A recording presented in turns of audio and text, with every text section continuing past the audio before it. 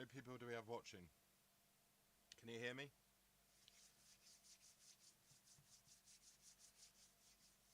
My God.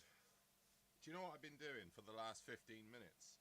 Walking up and down to my Samsung S22, remembering a number to come back to enter it into the computer like 5 times.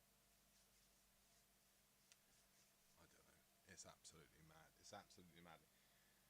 The computer, oh no, is it? What is it? What's it say? Something like, it does not recognize this device. Is this you? Yes, it is me. Input number 86, input number 51, input number 64. It's literally just been me walking up and down the boat for the last 15 minutes remembering numbers. And I'm terrible at remembering numbers. Well, let me see whether it's coming out, because this is not the best setup. Hold on a second. I have to play my own.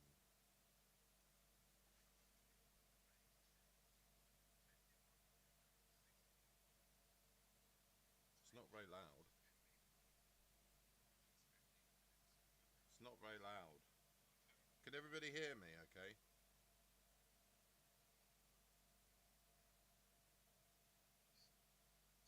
It sounds really quiet. Can everybody hear me okay? Hold on a second. How about now? Can everybody hear me okay now? Everybody, whoever you are, where are you? Where's the camera? There's the microphone, there's the camera. It's the perfect setup. Let's see whether that's coming out.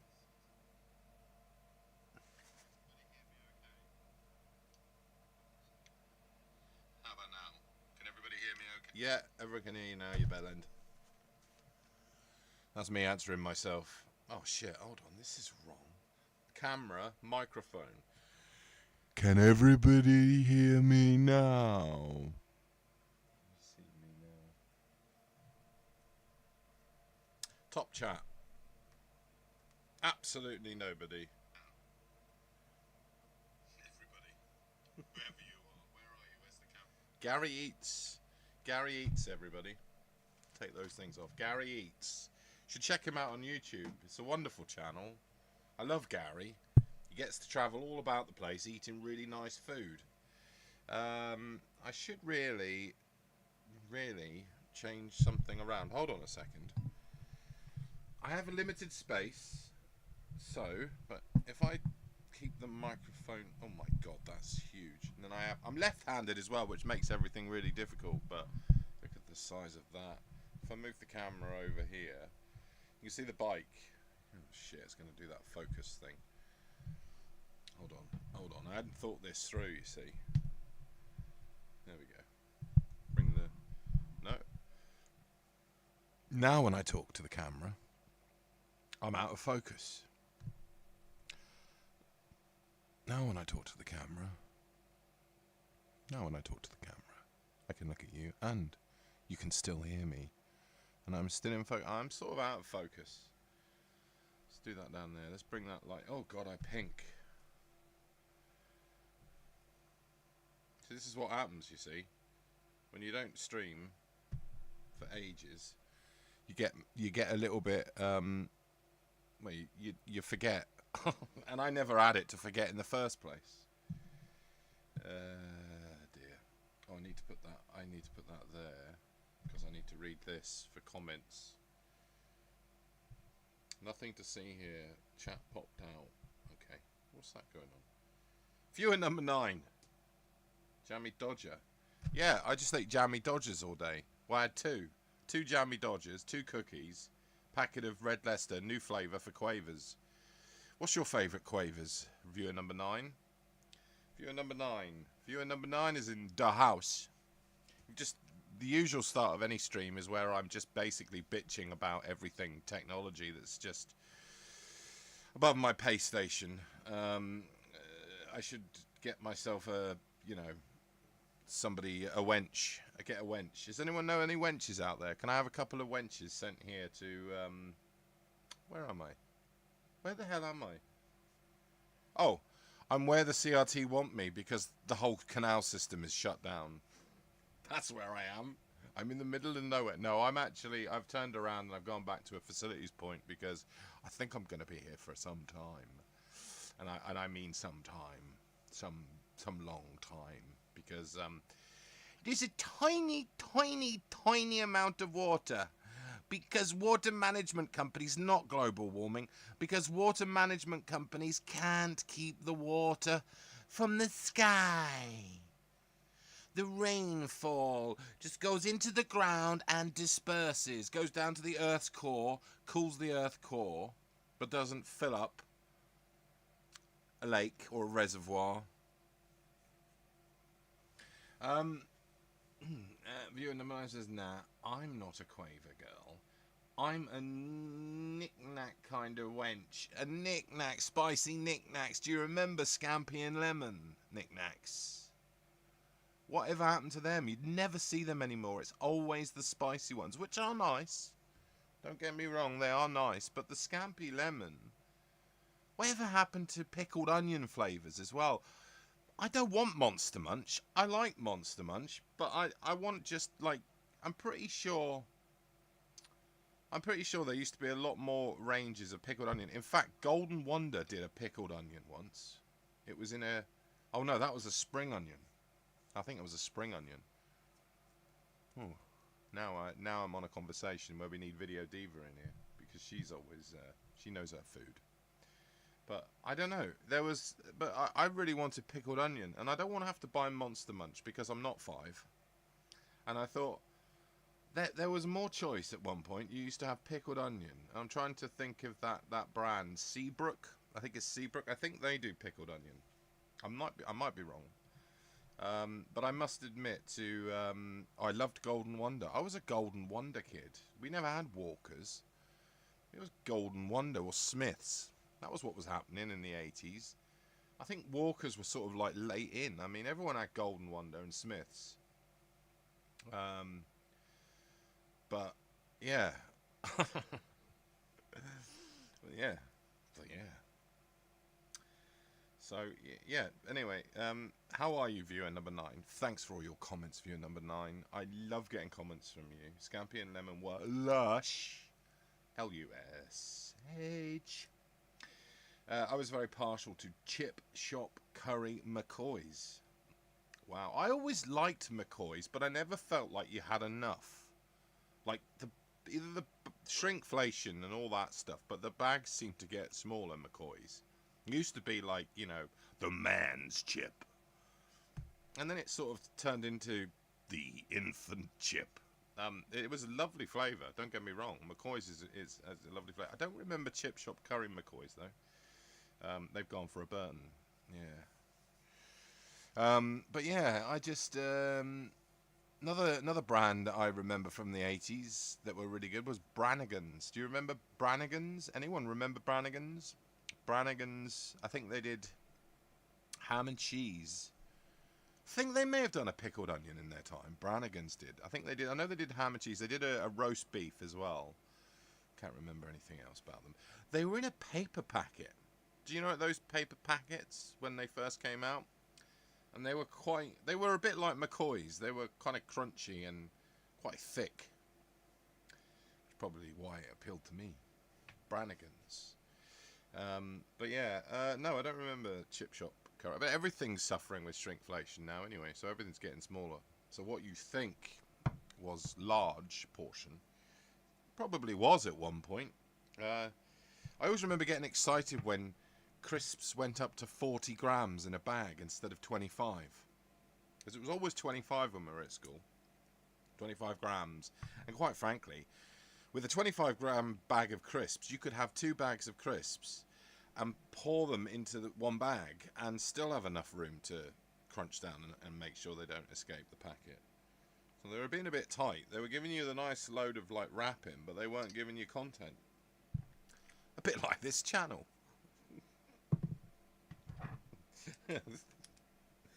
Viewer number 9. Remember when Yorkie were marked as for men?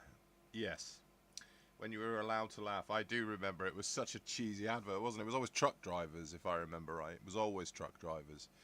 Oh, hello. We've got somebody was looking in the window. Some kid. was looking in the window.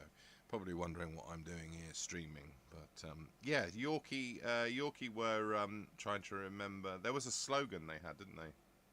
What was the slogan? It wasn't like keep on trucking or anything. It was something like that, though. It was something manly, wasn't it? Yeah, when you were allowed to laugh.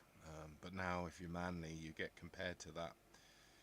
What's he called? I don't know. Some bloke that's an influencer who's a bit of a jackass and hates women, apparently. That guy. What's his name? You see, these people mean so little to me that I never bothered to. He's in prison, or he was going to prison for doing something, and now he's an influencer, and he's supposed to be turning all young boys into narcissistic, misogynistic, all the istics. He's supposed to be doing that, and I've forgotten his name.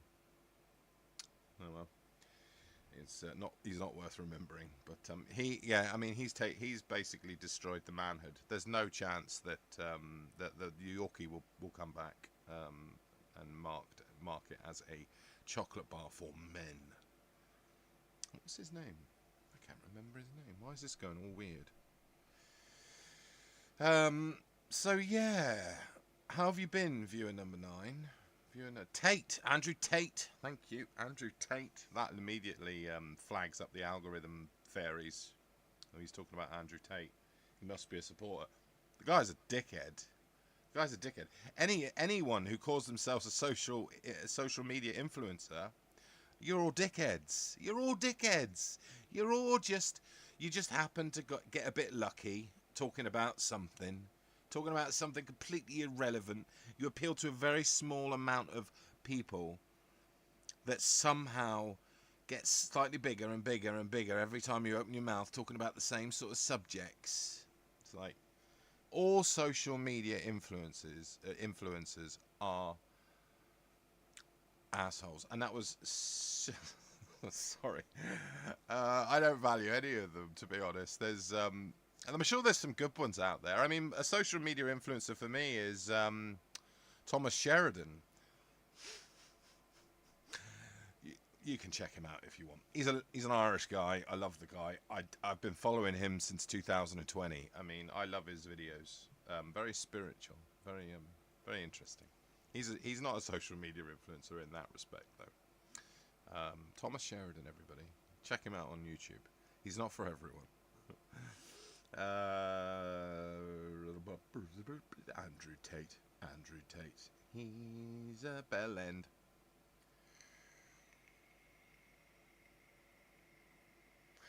Hello, and how are you, Suze? Suze? Do you know what I always think when I hear the word Suze? I just think of Peep Show. Big Suze. Oh, Big Suze says, yeah, Peep Show. I've been rewatching that, actually. It's very, Peep Show. I haven't gone back to that in years, and I thought, you know what? It's time to go back. Like I'm not... Like when those two, Mitchell and Webb really kind of hit gold, but it wasn't really them, was it? It was the writers that of Peep Show that really hit gold. I've never been a huge fan. There are some sketches in that Mitchell and Webb thing. Is that what it's called? There are some sketches like, are we the bad guys? Did anyone see the swastika flash up at the start? I don't know who was watching, but... Are we the bad guys? And there are the occasional amusing ones. I'm a really big fan of like Armstrong and Miller. I love Armstrong and Miller, and I go back to that quite a lot, actually. But I was never really a big fan of Mitchell and Webb until Peep Show. And then David Mitchell, when it was just like every so often David Mitchell would be on there and he'd be like, oh, I don't really like that. No, I don't really do that. Oh, well, they're all stupid, aren't they? And he was just sort of like just starting out on panel shows. And now he's just the face of a panel show. And I'm like, people still want to see David Mitchell on TV all the time. If you pay a TV license, is that what you're paying for now? They've got rid of Gary Lineker. You just got David Mitchell. But anyway, my bias of Mitchell and Webb aside, I do like Peep Show, and I do. It will never be made today. Do you imagine how many times people hear that, like, over the years? In the last, like, 10 years, oh, yeah, Game On, Game On, first series of Game On, which I adore, which I've just gone back to after 25 years. That will never get made today. And that is like, it's almost as common a statement as that thing when you used to do in the 90s, like you watch Dad's Army and you go, he's dead, oh, I think he's still with it, no, he's dead. Guaranteed it. When Dad's Army would come on in the 90s, parents would do that all the time, grandparents would do that all the time, and you can guarantee that is the same sort of thing.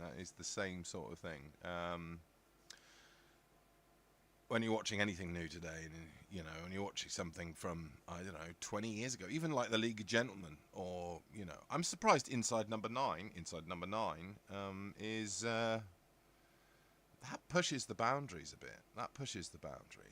It stays within them comfortably, but exploits them a bit, and I love that about their writing. Same as League of Gentlemen, but then again, look at all that sort of feedback that Gatiss got after he made the reunion League of Gentlemen, all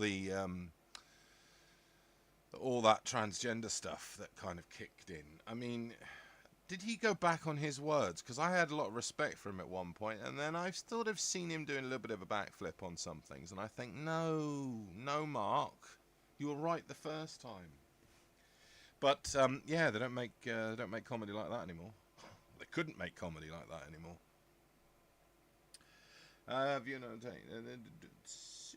Big Suze, Alan Hargreaves, the voice of reason in the house. Hello, Alan.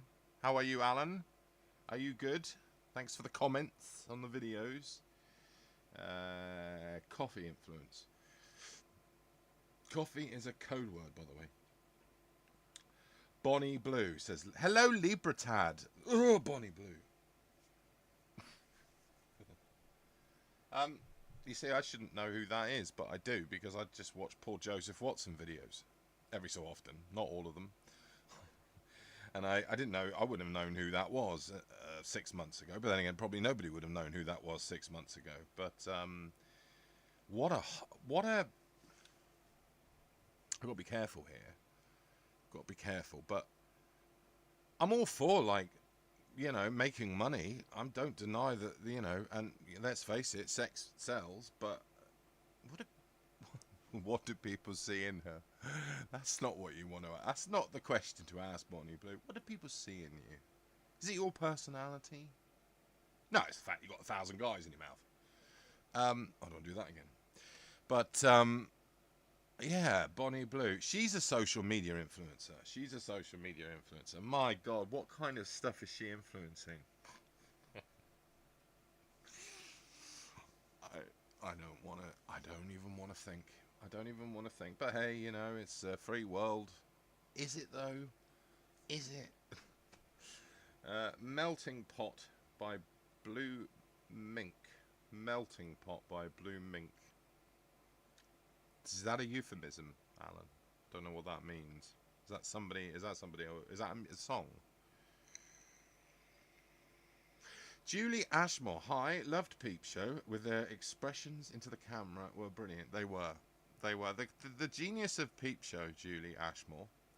The genius of Peep Show is that subtlety. Those thoughts that you are privy to hear. And I think that kind of inner monologue that those characters do, and they are good. They are very good at their parts. David Mitchell, was it? What's he called? David Mitchell Webb. Simon Webb? No. What's his name? I've forgotten his name.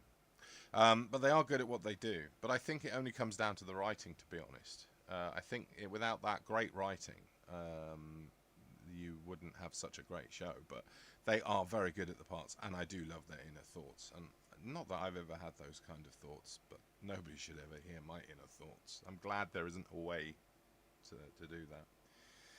I miss the comedy on the telly, says Julie Ashmore. Do you know what, Julie? do you know what? I can recommend a good comedy for you. That one is British and one is American, and it's rare and few and far between. I thought Car Share was one of the last great comedies. I am a Peter Kay fan. I'm still a Peter Kay fan, and I thought Car Share was a beautiful symphony of hilarity and genuine emotion. Like, I love that kind of comedy, and Peter Kay nailed it. And I thought that was probably the last thing that I'd ever watch that would appeal to me on a certain level. However, have you seen a comedy show by the BBC, BBC, called Mandy? Have you seen Mandy? They're 15-minute episodes. It's the Diane, what's her name? Diane, who plays Philomena Gunk on Charlie Brooker's stuff. It's her show, Diane. I should know her name. I've been watching it. I really do love Mandy. It's very funny. And it reminds me of a throwback to those early noughties BBC Three comedies like Sean Locke's wonderful 15 Stories High, which is underrated to buggery. And I guess you could say Little Britain at the height of its popularity. But Mandy is a throwback to those kind of... And unlike what, it's safe, but it's very funny. And the other thing that I've been enjoying is an American show called Louder Milk. Nobody's even heard of this thing, Louder Milk. I kept seeing this kind of short, and I think it's had 20 million views, of Ron Livingstone, the actor. Rob Livingstone. Is it Rob? Ron. It's Ron. It's Ron Livingstone from Office Space. Wonderful film. I always love Office Space. But I'll talk about more of that in a minute. But those are two comedies, one overseas and one very English. Check those out. Where are we? Where's my mouse gone? I need my mouse to scroll the chat with the thing down. Julie Ashmore. There we go, Julie Ashmore. Yeah, I did not like Webb and Thingy either. Just thinking of Webb, I was thinking of Marty Webb. That's how old I am. New faces.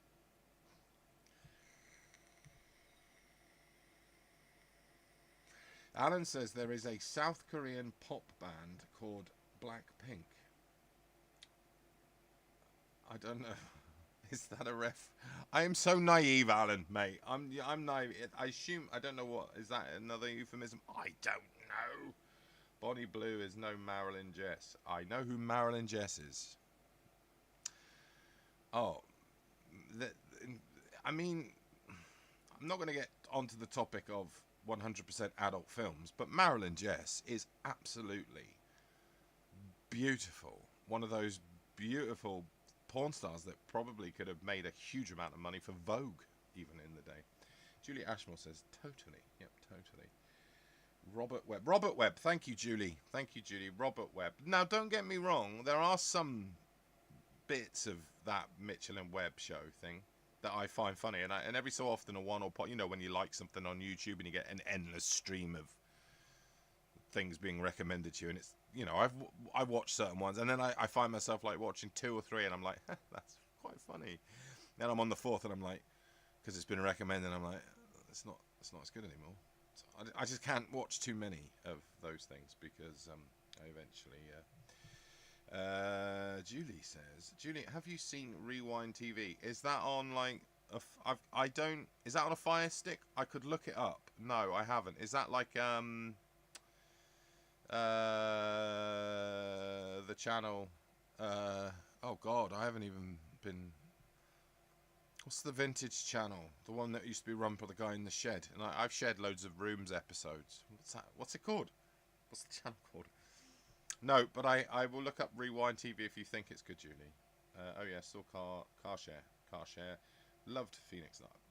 Phoenix Nights is one of the greatest comedies. I love the principles behind it as well. That Peter Kay won't release it, so it doesn't like go anywhere, and like it hasn't been broadcast for years. I love that because unlike something like The Office, which is forever on, or in America, Frasier, which is forever on, when you go back to Phoenix Nights, it's a special event to go back to Phoenix Nights, and I love that. And it still feels exclusive, that it hasn't been sort of wrung dry of its popularity, and I think that's a really good ethic that Peter Kay has. Morgan, thank you. Diane Morgan, viewer number 9, says Diane Morgan. That's Mandy. Have you watched Mandy, viewer number 9? No, I haven't caught that. I tend to swerve the beeb these days, says Julie. I can see why, Julie. I can see why. Joker's Wild is my current favourite, says Alan. Joker's Wild. Joker's Wild. Is that the old TV show? There was I think I posted a Joker's Wild episode with Harry H. Corbett.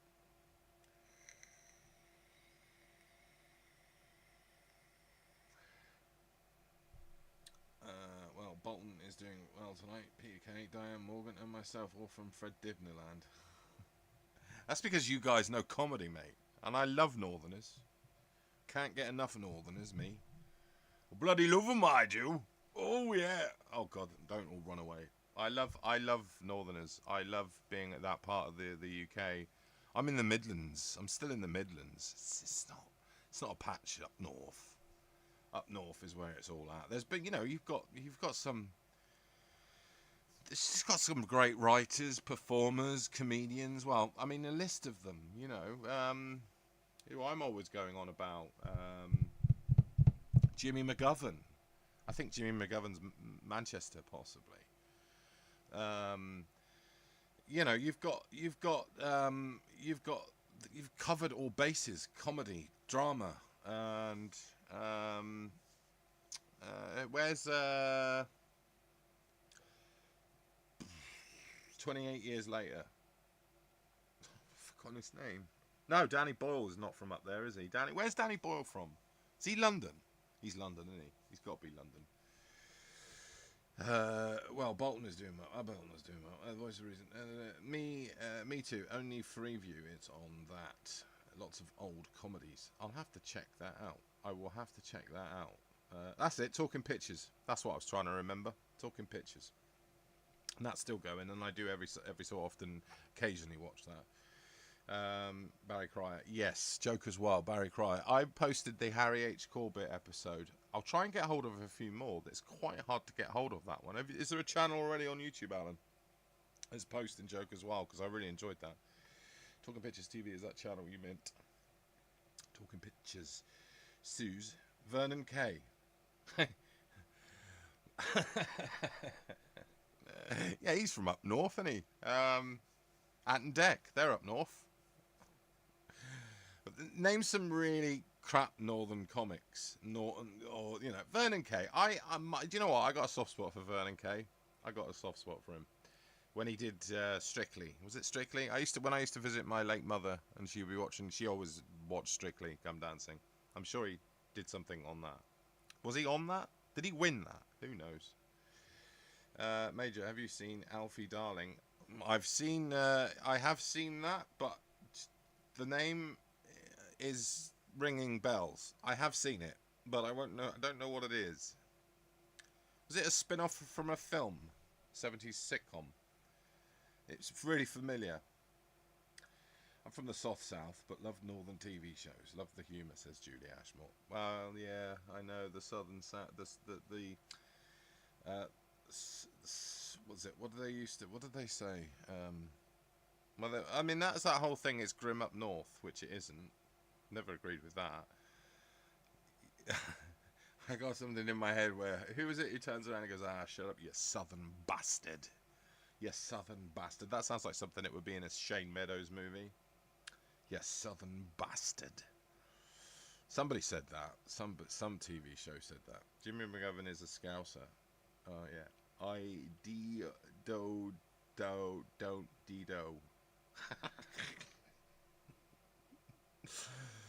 Jimmy McGovern is a Scouser. He is, yeah. Yes, Liverpool. Of course it is. terrible that I said Manchester. Of course, we started in Brookside, didn't he? Can't get any more Liverpudlian than Brookside.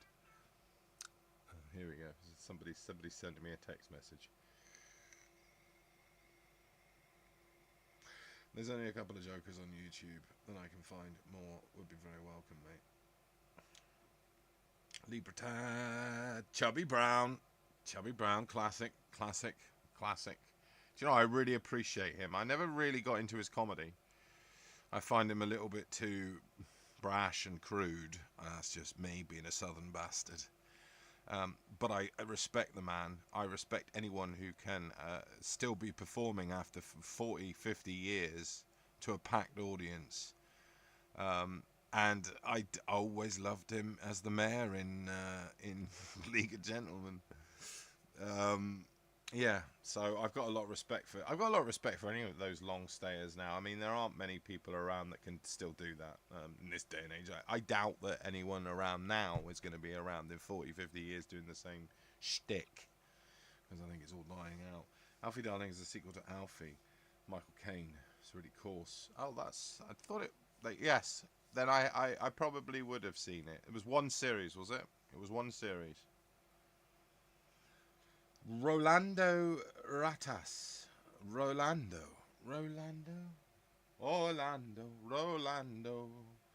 Sean Bean in Sharp. Sean Bean. Do you know what? I never watched Sharp. I never liked, when I was growing up, like period dramas.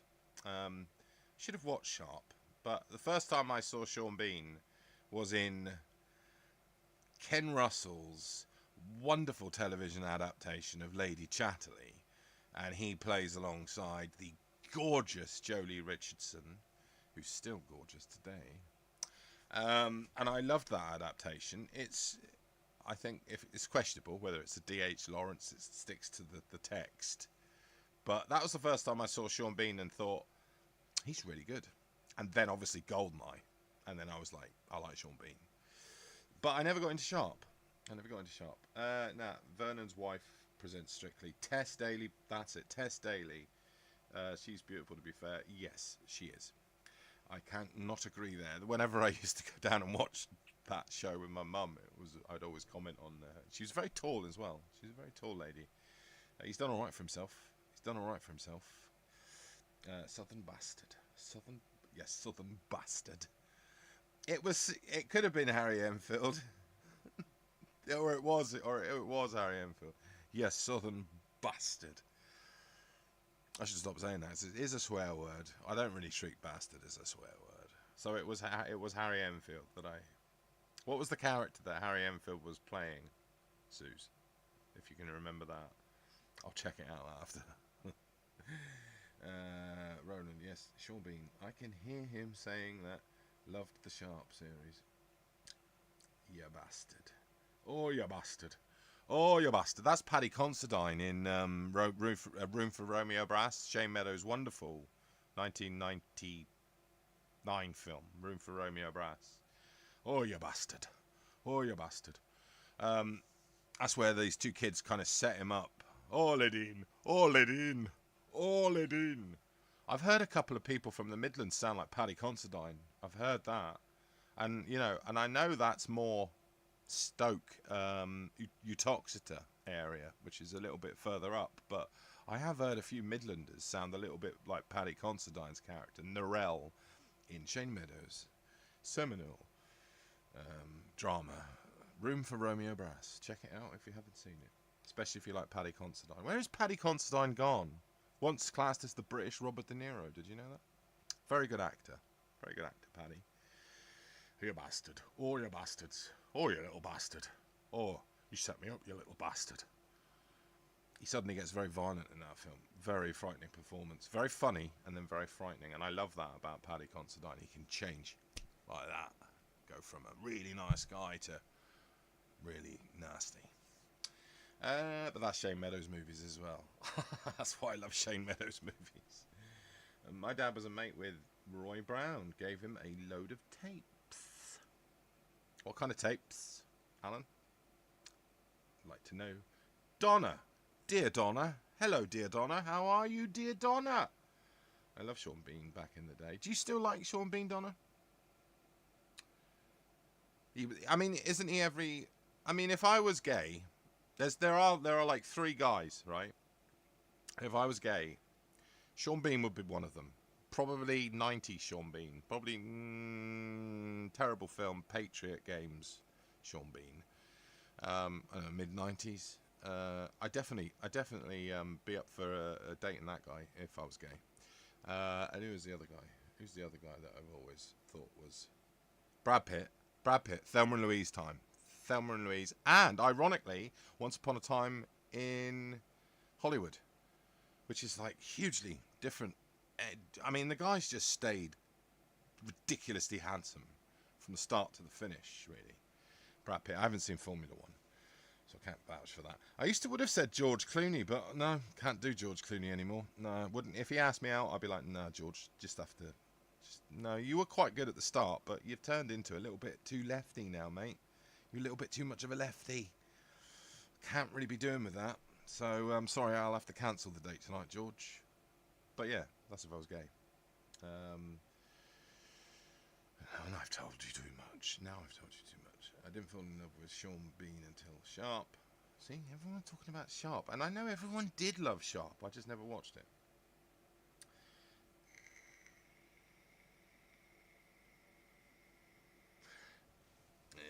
Bugger all money. Bugger all money. Loads of money. Oh, loads of money. I'm considerably richer than you. Yeah, that was Birmingham, wasn't it? He was a Brummie, wasn't he? That character, loads of money, Brummie.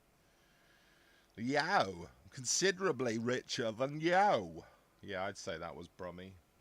I might be me bastardizing that accent again, but I loved Harry Enfield, and I still do. I love Paul Whitehouse as well. I love that thing that Paul Whitehouse and Bob Mortimer, they go fishing.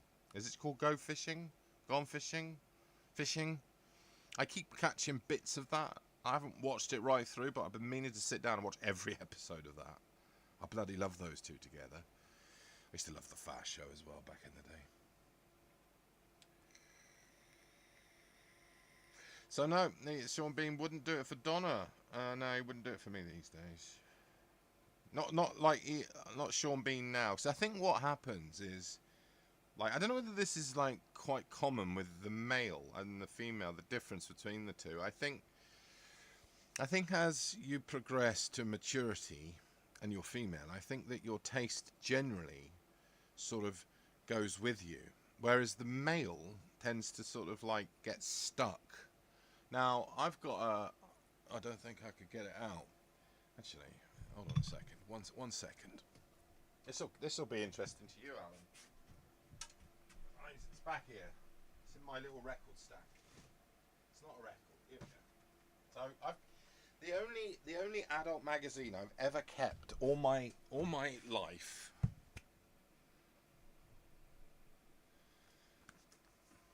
I was in love with that woman. That woman. Look at her. Look at that woman. Do you know what? I've had this since I was 14 years old. The same magazine since I was 14 years old. Everyone went Pamela Anderson. I didn't. I went with Erica Eleniak.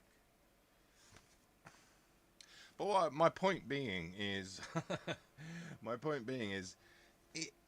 I still find her attractive the same way as I always did. Now I'm 50. She's 21 there, 22 maybe, no, maybe a bit older, maybe 24, 25 there.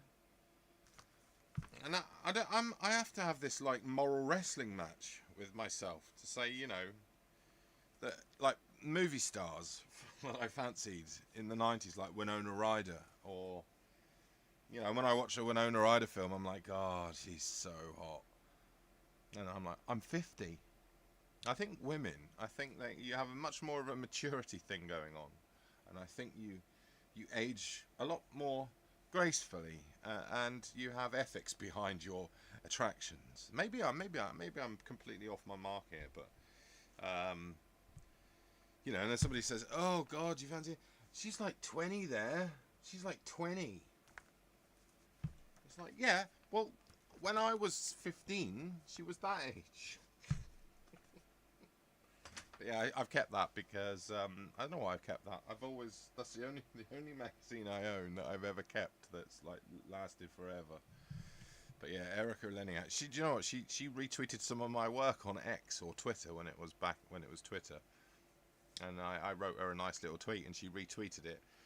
And I can't remember what the comment was. I did screen grab it. It's on my hard drive somewhere, but when I screen grabbed it, it's a bit sad. I screen grabbed it. Her response, and it was lovely. She was really nice.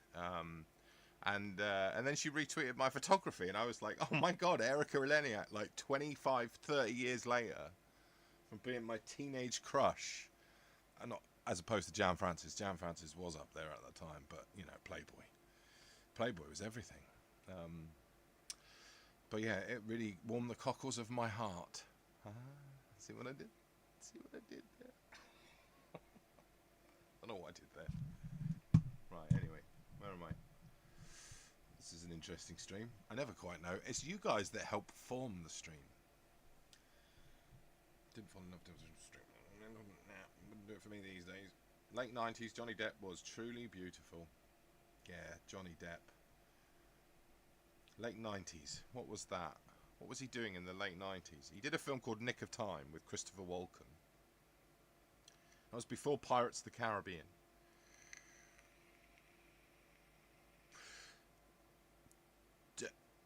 Johnny. No. Oh God, what was that film called? He did Fear and Loathing in Las Vegas, which I love because it's Terry Gilliam. What's the Brian De Palma movie that he made? It was like a biopic, epic, sprawling 5 generations, undercover cop. Donnie Brasco. Donnie Brasco. Did he do Donnie Brasco? Donnie Brasco. Sounds about right. That's late 90s Depp, before he did all the Pirates of the Caribbean audio tapes, currency in those days. I wish I could go back to that kind of currency, mate. I can handle audio tapes. TV fans, check out The Marksman, David Threlfall and Richard Griffiths. Though the bees, prostitute. No, was it the flowers, prostitutes for the bees? Then I was thinking of Richard Griffiths in With an Eye. My boy, my dear boy. I love Richard Griffiths. Pie in the Sky. There's a classic. Went to see the Fair Show live at the Philharmonic in Liverpool. Lovely stuff. Oh wow, that would be special. That would have been special. Viewer number 9. That would be special to see them all up on stage. Is that when Caroline Aherne was still with us? One would assume. Still can't believe she's gone. I used to find her quite strangely attractive. Not when she was Mrs. Merton though. Never really got into the Mrs. Merton thing. I like her though, and I love the royal family. Maybe it was the royal family that I found her quite attractive. It's a weird thought, isn't it?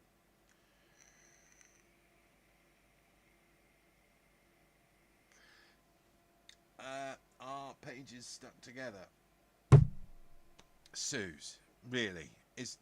Do I look like the kind of man? No. In fact, I had this in a frame. I'm not going to open it up because it does contain boobs. Much else really. Bit of fuzz, bit fuzzy. I like that. But yeah, it was in a frame, so that's probably why it looks so good. And no, the pages are. In fact, do you know what the worst thing is? Right, this is the equivalent of a Saturday Night Live. Okay. Saturday Night Live, which is unfunny as shit. Take a sketch that should last 25 seconds and squeeze it dry of everything for 9-10 minutes. I can show that. Playboy jokes are the literature equivalent of Saturday Night Live. Right, here. Get how unfunny these fucking jokes are. Excuse the language. Pick a random joke. Hey, it's your birthday, one friend said to another as they met for a drink. Why so blue?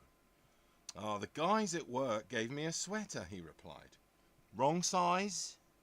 Nah, it's just that last year they gave me a Monet and Groner. Oh, sorry, Mona and Groner. Sorry, it wouldn't have been funny either way. Nah, it's just last year they gave me a Mona and Groner. What the? And I could just pick another one. How can you tell if a male wasp is sexually aroused? By his stiff upper lip. What's the difference between a lawyer and a vulture? A lawyer's wingtips come off. Oh, it's shit. Absolute shit. Playboy jokes were never funny, just like Saturday Night Live, point proven. And if you disagree with me, you're weird. Pages stuck together.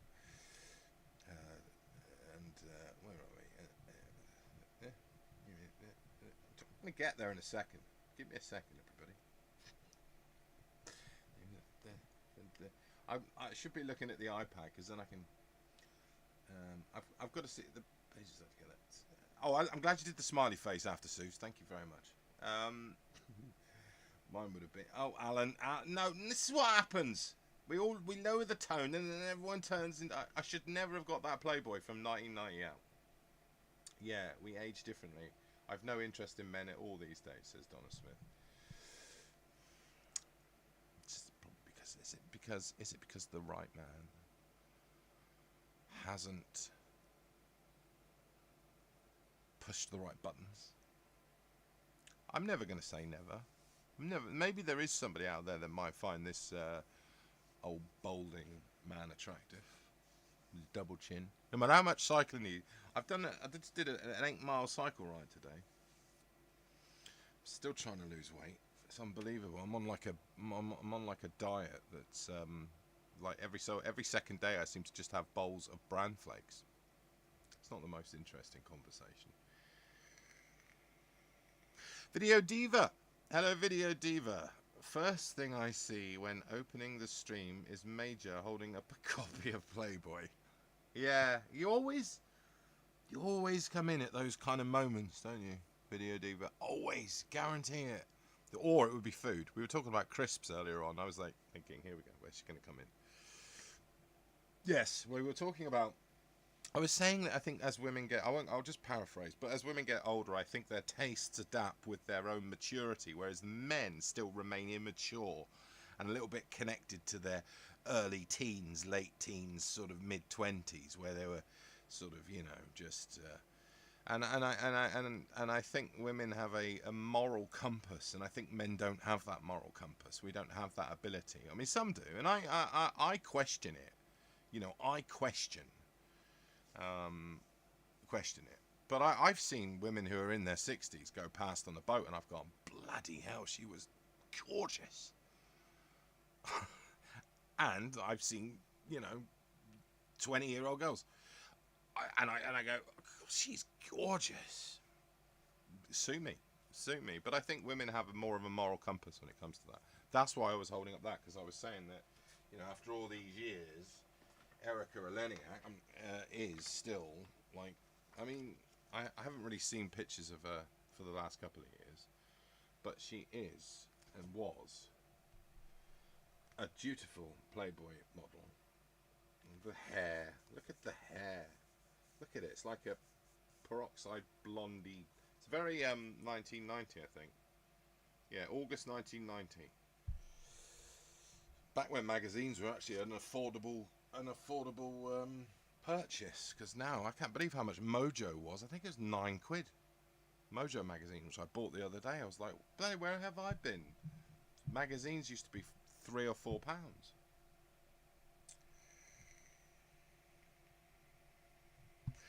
Julie Ashmore says, Donna. Sorry, not Donna. I meant Video Diva. Video Diva. Don't skip the bloody comment. Donny Braska. It's skipped. I'll tell you what. Let me move this across. If I move this, I haven't quite got the stand ready. Bollocks. Hold on. Don't ever live on a boat. It's it's actually amazing. I can't ever put it down, even though the CRT are a bunch of common people. TV fans, check out that. I'm gonna catch up. Gonna catch up. Johnny Depp's only directing. No, I read that. Sorry, not. Johnny Depp. Johnny Depp's only directing movie was The Brave. It's okay. Nothing special. I haven't seen that. Donnie Brasco. Donnie Brasco, viewer number 9. Thank you. Johnny Depp. Benny and June. Benny and June. Is that where he does the Charlie Chaplin thing with the sticks and the thing?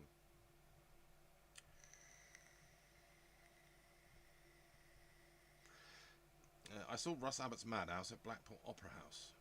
That puts 20 years on me. Russ Abbott. Julie Ashmore says, I still remember Mrs. Merton interviewing Debbie McGee, asking her what first attracted you to millionaire Paul.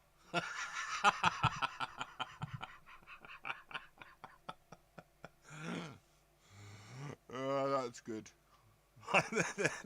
That's a good one. That's a good one. I can hear that. I can hear that. And I was never really a huge fan of Mrs. Merton. I missed Carolina. And, no, it was a recent Thatcher Live. Spring 2024. Okay, viewer number 9. That was funny, Julie. Right, in 30 years older than 30. Video new. Benny and June takes me back. I was 13. Oh, you're so young. Viewer number 9. You're so young. You're so young. That's my John Pertwee. John Pertwee never sounded like this, I don't think, unless he was doing Wurzel Gummidge. And then he never sounded like that. It's a very poor impression of him. I'll just shut up now. Oh, bloody hell. Voice of Reason. There we go. Get yourself on the Chinese dating site. Plenty on there. Spam. I'm on a dating site and it's just spam. It's like, get my hopes up. It's just spam. It's all spam.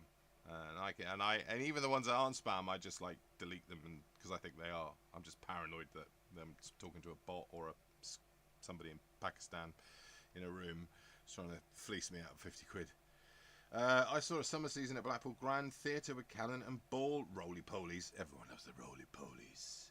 Bucks Fizz with only 2 members. Bucks Fizz with only 2 members. Are there any roly-polies still with us? Answers on a postcard. That's a good season at Blackpool. I just love that you went to Blackpool, Video Diva, because everyone should. I like Dennis Leary, but American comedy, not. Libertad, Dennis Leary. I loved No Cure for Cancer, that show, and then somebody introduced me to Bill Hicks. And I don't generally sort of judge him on that, because, I mean, let's face it, if Leary and Hicks were around today, with the amount of exposure that the internet has, I think everyone borrows from everyone. And personally, I thought they were a bit harsh on Leary by saying that he stole all of Bill Hicks's stuff. I just think he had a different way of delivering. He had the anger and stuff, but I've got a little bit of time for Leary, especially No Cure for Cancer. He's doing that voice box thing. I can't remember. It was Jim Crow. Jim Crow was this fitness guy. And he was sort of, I remember it, or am I thinking of Bill Hicks? Is this Bill Hicks? It might actually be Bill Hicks, but Jim Crow was a fitness guy, maybe a football player or a baseball player before, and he became unanimous with like health and stuff, but I think he just like dropped dead like while jogging at like 45 or something, and it was big news. And that was Dennis Leary, because Dennis Leary says, I bet you it was a fucking smoker that found him. And it's like, you know, and he walks up and like, oh, it's fucking Jim Crow. Oh. I think it's definitely Leary who did that. But yeah, I've got a lot of time for Leary. And I thought he played a really good villain in Judgment Night, which is a little teen film from 1993, which is a fun little Cuba Gooding Jr. Oh my God, where is he now? Under some sexual harassment charge somewhere, I expect. Emilio Estevez, and there was somebody else that was famous in that. Judgment Night. Dennis Leary plays a psychopath, chasing them all around in real time. I believe it was the same creator of the series 24, who went on to create 24, did a real-time film, Judgment Night. Dennis Leary, very good as a villain. Dennis Leary ripped off every... We'll eventually get down there, Alan. I used to see a show. Classic Bobby Davro was funny, believe it or not. I think I just already answered that, Alan. I think I already answered that one, but I know some people do think that. When I was late teens into 20s, I liked older actors, men in their 40s. So now I'm in my 40s. It's not so strange. Oh, see, you pre-planned this, didn't you, Video TV? You pre-planned it. You pre-planned it. That's what happens. You ease yourself into that now quite nicely. That's wonderful. That's wonderful. Sue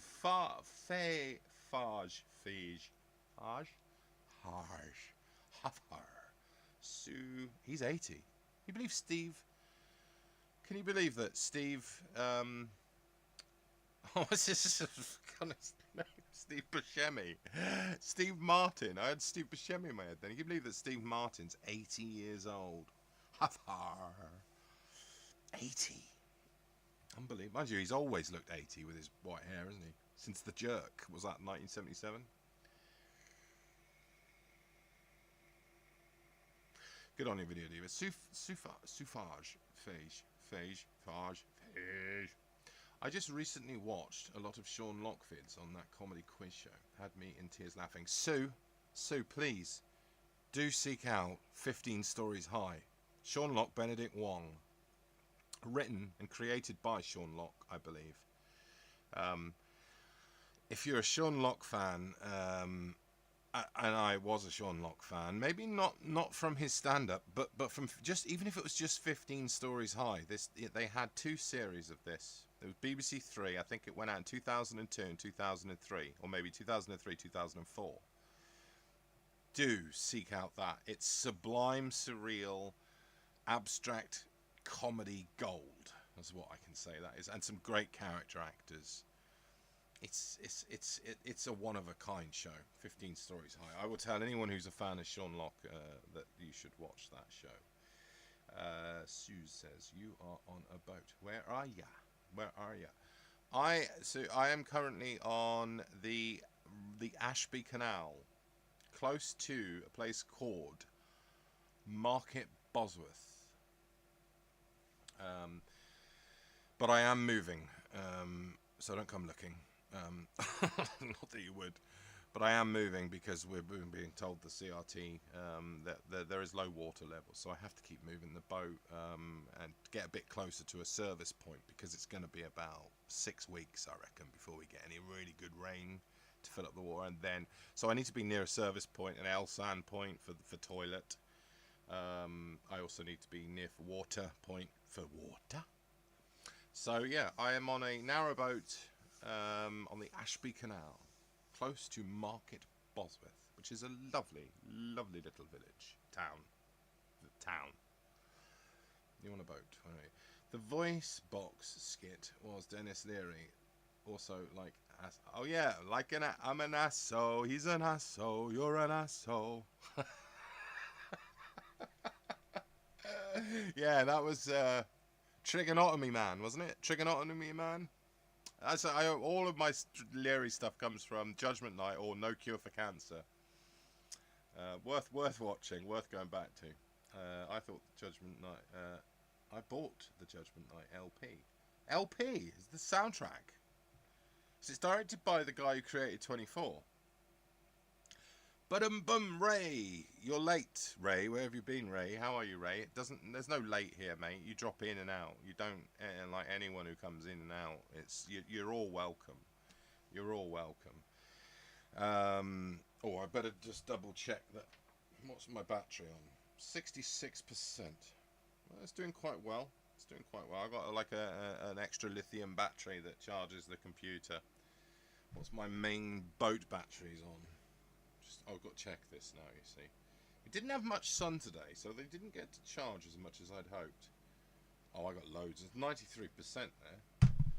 I could even plug, say, because normally I watch the projector. I can get like 10 films projecting a 4K projector onto a 60-inch screen and still have enough to microwave a toasted cheese sandwich out of this lithium battery. So normally it's for when I'm editing late at night and I need the full power to do my edits or movies or streaming. though. That's what it's on now. 66, 65%. I can let that go down to 40. Then I can pull the plug and I have another 30 minutes. Not that I will be on that long on the battery. I'm hoping that the connection is staying stable. And how are you, Ray? Nice to have you here.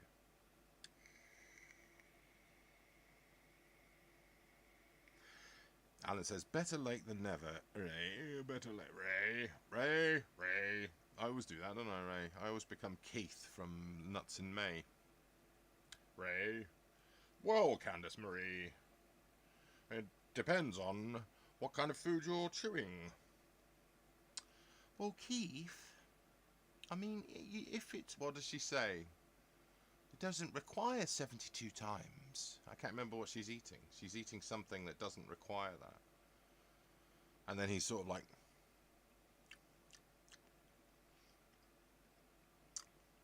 and he's still chewing like 72 times. I think it's nuts that he's chewing. Well, I think you have to use your discretion. I love that movie. I'm always quoting Nuts in May. I love Nuts in May. I watch that every year. And whenever Ray comes in, I just hear Keith. Ray, we're going to the zoo. Ray. That character Ray, that poor guy. Yes, did see that show as well. So I think I don't know what I was talking about. It's probably 24? No, maybe not. 15 stories. Oh, you're talking about 15 stories high. 15 stories high is cracking. Ice Queen, viewer number 9. Ice Queen. I love that episode, and I also love the episode The Plough, where Sean Locke has a drunk. You know what it's like. You have a few too many in the pub and you take something. What did you take? I took the plough. There was a plough on the wall. and he basically took a shortcut through a graveyard. The vicar is played brilliantly by what's his name? He's absolutely brilliant, that actor. He basically finds out who's mashed up his graveyard, and he sort of befriends Sean Locke. And they have this kind of friendship thing going where I've forgotten his name. He's in what's the vicar's name? What's the vicar's name? You got Benedict Wong, who's the most innocent, brilliantly played by the character. Very innocent and just kind of. I just love 15 Stories High. I think it's hysterical. It's that one where he's got to drink the soup. He's at a car boot sale. Sean Locke's at a car boot sale, and this woman comes up and she goes, "How much do you want for the thermos?" And he goes, "Oh, that's not for sale." She's like, "Oh, okay." And he goes, "Well, actually, it is." "Oh, yeah, it is," because he just wants to make money. So he's give me a minute, and he starts drinking down this hot soup, and again the whole scene goes on for like 5 minutes of him going, "Oh," because it's like really hot, and he's trying to down it to give her the flask. Very amusing. Very amusing.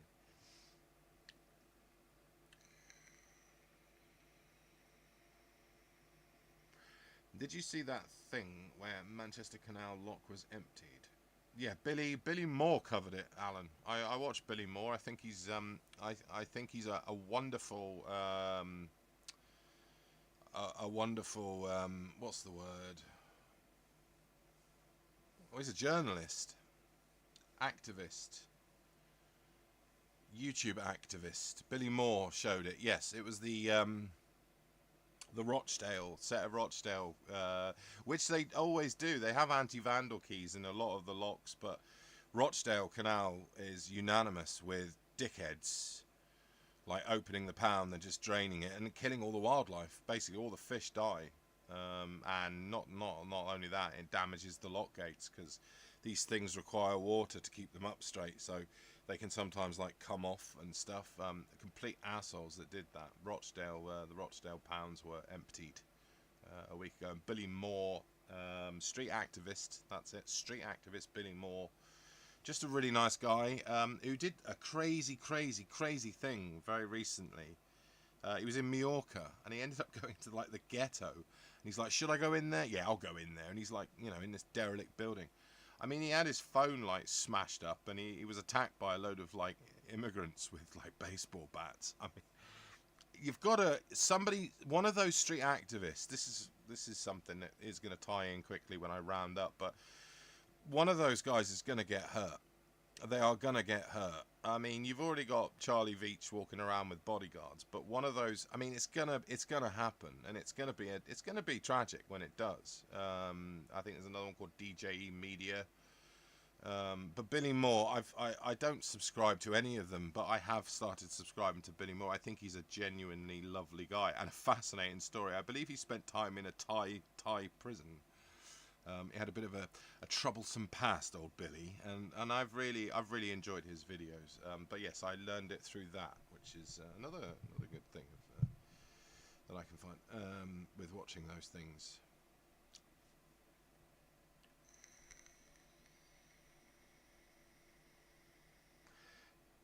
I've dropped in, says Ray. Ray, nothing like a projector, the best. I love my projector, Alan. I treated myself to a 4K projector, a laser projector, made by LG. Not the most expensive, portable sort of, and a 4K Blu-ray player. Can I just show you my Blu-rays? Since we're on to that, I bought some new Blu-rays in 4K, and I dropped physical media 20 years ago or 15 years ago maybe. Like I would buy the odd Blu-ray, maybe 1-2 a year. Obviously, I'm building up a 4K David Lynch collection, but these are the new ones that I have. Where are they? There we go. I think some of you may know already these ones that I have. Okay, so I've got Watership Down, To Live and Die in LA, William Friedkin's film, Umbrellas of Cherbourg, Chungking Express, Wong Kar-wai, Flashdance, 4K, After Hours, the only Scorsese movie I own, After Hours, which is a masterpiece, Lethal Weapon in 4K, and these are the new ones. I love sharing my Blu-ray collection. These are my new ones. 4K. I can't, describe just how amazing those films are. Those are probably the four most, apart from North by Northwest, but or Rebecca, which is a masterpiece. These are Marnie. I actually really love Marnie. You have to stop at some point, and you have to go, right, I'm just going to get the four. So I'm going to get Rear Window, Vertigo, Psycho, and The Birds on 4K. Well, in the future, I'm pretty sure I'm going to get more Hitchcock, but for the moment, that's the one I'm happy with. I haven't watched any of them yet. This hasn't even been open, but this is the collector's. This is the collector edition. I mean, look at this. It's got an entire book with it. It's in a steel box. It's got posters. It's even got the letter that was written by the. Why did I forgotten again? Zodiac. It's not Zodiac, is it? What's he called? What's the bad guy called in this? It's not the Zodiac. It's loosely based on the Zodiac. What was he called? I've forgotten the name. But anyway, this is his ransom letter that he puts, and they've replicated it for that. So those are the new ones. I also have this here I bought specifically for this film. Masterpiece. This film.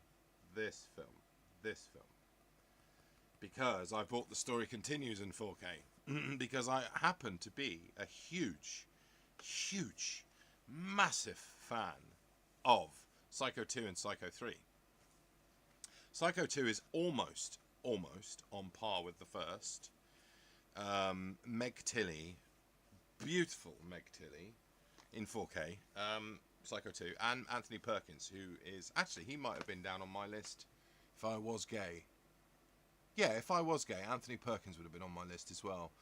Probably more Psycho. Oh, that's a weird thought, isn't it? But yeah, Perkins, he was a handsome man. Was he gay as well? I think he was gay. But yeah, so I've got the story continues. So I had to get Psycho so as I can watch them. I'm going to do a Psycho, Psycho 2, Psycho 3, Psycho 4, which I've never seen. I've never seen Psycho 4. And that's in that box set. The story continues. I've heard mixed things, but it'll be in 4K, so should be interesting to see. Yeah, those are the movies. There you go. Never mind. Spent way too much money. I mean, all of those nearly like over £100. It's not cheap, all this physical media stuff. And I'm being really restricted on what I buy. I've already pre-ordered Fire Walk With Me, 6th of October. Fire Walk With Me, 4K, Criterion. That's already pre-ordered. That goes without saying. But I love my projector. I love been watching movies more again. Ray says, I like nuts in cereal myself. Nuts in me. Lovejoy. Effing brilliant show. Lovejoy. I haven't gone back to it. I want to go back to Columbo. I want the box set of Columbo if it wasn't so bloody expensive. I also want the box set of Northern Exposure, which is on Amazon Prime at the moment. I've been watching Northern Exposure again, which is a joy. David Chase. Very early David Chase, The Sopranos. Joel Fleischman. The on and off romance between Maggie and Joel. I forgot how good that was. I forgot how good Northern Exposure was, actually. And I think I'm on series 2. I love Chris Stevens, the guy who plays Chris Stevens. Forgotten his name. My big fat Greek wedding guy. I love Chris Stevens. The most kind of philosophical, intellectual radio host. I just love Northern Exposure. And I'd love the box set, but I'm not paying 140 quid to have it on 1080p Blu-ray. They do it in 4K, maybe. Lovejoy. Yeah, I should go back to Lovejoy. Loved Lovejoy growing up. It was always, I'm going to watch that on a Sunday night, 7:15 with my parents. Good memories. And yeah, just something like Ian McShane is a genius. I love Ian McShane. Was a little bit of a shit to Sylvia Crystal, though, back when they were married in the late 70s. They were both Devil's Candy and all that stuff. God, he's had a bit of an interesting checkered past, his old McShane. But that's what makes him a great actor. Alan, I watch those old Bergerac episodes, even though I know them off by heart, says Julie. I like the reminiscing. It takes me back to the 80s. That's the thing. Nostalgia is potent. To quote Don Draper, nostalgia is potent. It's a need to feel that pain. It's like a drive to feel that pain. But yeah, it is. Nostalgia is a not explored enough. Put it that way. I watched the Potato Men a few days ago. That was different. Potato Men. That's not Sex Lives of the Potato Men, is it, Ray? That's not that film. The Potato Men. It's probably not that film, is it? Which is supposed to be awful. I've never watched that film, so I don't know. Oh, there's Julie Ashmore. Billy Moore, the Liverpudlian YouTuber. Yes, I've been watching his coverage of the UK recently. Yes, he's great. He's great, isn't he? He's really genuine as well. And unlike a lot of those street activists, I think he's got a lot of compassion. And I think that he is generally somebody who can talk to everyone and anyone. And I think that's what makes him. I think that's why there's just a lot more empathy in him. He's not. It feels like he's not doing it just for views or subscribers. Obviously, he's getting quite a few, views and subscribers. But I just get the feeling he's more genuine, and it's an interesting guy from what I've learned, what his background. So yeah, he reminds me a little bit of Stephen Graham, just a little bit of Stephen Graham. Which is kind of cool. Reason?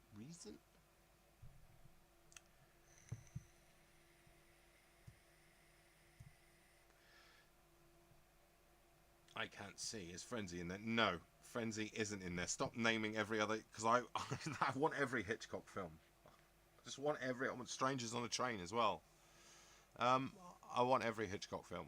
Ideally, there isn't a Hitchcock film where I've ever sat down and gone, nah, I don't like this one. There isn't. There is nothing. There is nothing out there. So it's really hard to.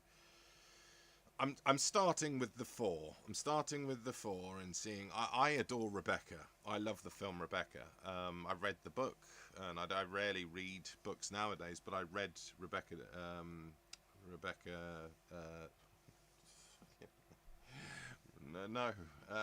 Rebecca. Daphne du Maurier.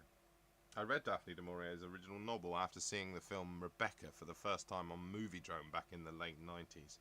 And I read that and I thought it was a wonderful adaptation. Little different. Give Hitchcock credit. He definitely puts his own stamp in it, like in every film. It's like, you know you're watching a Hitchcock movie. Ray says, I was talking to a neighbour the other day. She told me she had a friend who lives on a narrowboat where you are and has to move because of low water. It's very true, Ray. It's very true. As I said, I've moved to services because I think this is going to go on longer and I need to be close to water points. And the CRT, for all I criticise, have basically cancelled the 14-day mooring maximum, so we can stay for as long as we like. Or I mean, as soon as it rains and we get more water going in, they'll open it up and I'll be able to go off again. But as it stands, I am going up and down to Devon a lot at the moment, still trying to sort out things down there. So yeah, you're right. Old School Fool says no.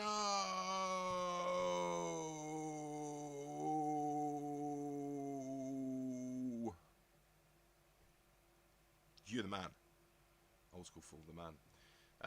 Pity Clint's last movies were all propaganda. What a disappointment. Trying to think the last great Clint Eastwood movie. Gran Torino. Quite like Gran Torino. I did see the one where I think it's called The Mule, which was the thing is, mate. The thing is, Clint Eastwood, like he could have hung his sombrero and put his cigars away and take the bullets out of the Magnum, you know, a long time ago. He could have just done that.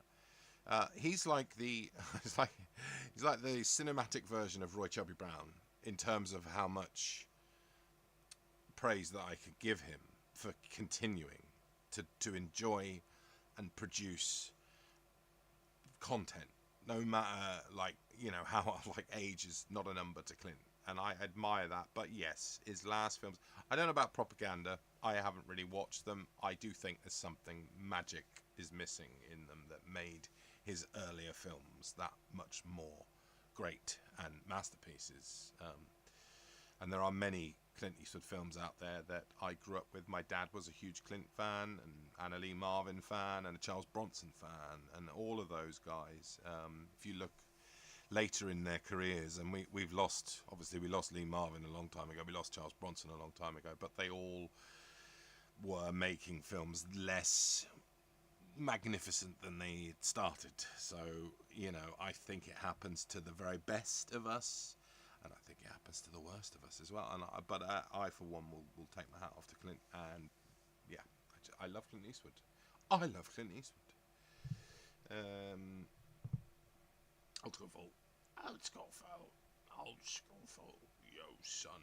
Old School Fool says, I was working away and knew I'd miss this. Bugger. You didn't miss it, mate. You're here now. That's the main thing. Nobody comes in. Nobody's not welcome, even if it's late.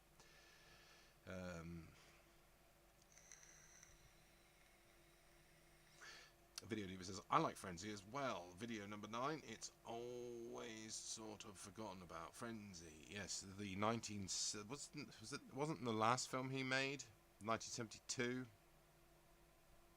You're right, it is always not. Perkins was in Alan Rudolph movie with Geraldine Chaplin. Revolting's friggin' amazing.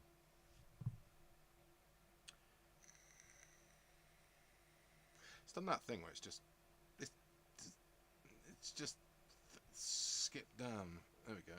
Frenzy is lovely, says Ray. No, I have to remember I'm running a bath while I'm watching this. I fail multitasking. Mate, you got to go in the bath and then comment. If you've made it to the bath now, if you're still watching, then you're in the bath and you're holding the phone up above the Mr. Matey bubbles and you're sort of trying to respond without getting your Samsung all wet. That'd be quite funny. Yep, Diva, watched it a holy number of times. Not sure why. Mix of horror, perverse, and humour. Yes, that is Frenzy. A wonderful, very dark, perverse. It was Hitchcock going full on, I think. First two films of Van der Valk is brilliant. Van der Valk, that's that series that was a big in my family, but something that I can't comment on. And my nan was a huge Van der Valk fan. My dad was. Lovejoy, Tinker Taylor.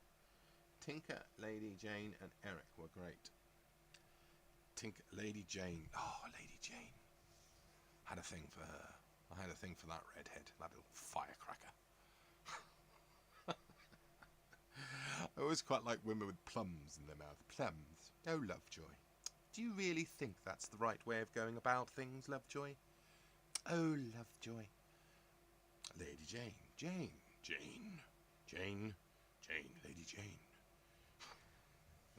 I don't know why I'm doing accents. I'm terrible at them. It was that film. It was probably the first thing I remember Barry Foster in, and he's got a small part in The King and Country, and is good in that. Barry Foster, blonde curly hair. Barry Foster. The Bath. Oh, don't ruin it. Oh, no, you're not talking about that. You're talking about him being in the bath. I was thinking. No, I'm just thinking of Psycho. Talking about Hitchcock, and he's in the bathroom. He's got a shower curtain. Hitchcock series is on Sky Arts. Quite good. No, I don't pay for TV. Sky Arts. Big Suze. It's not Big Suze. Big Suze. Barry Foster. He had a small part in Charlie's Aunt.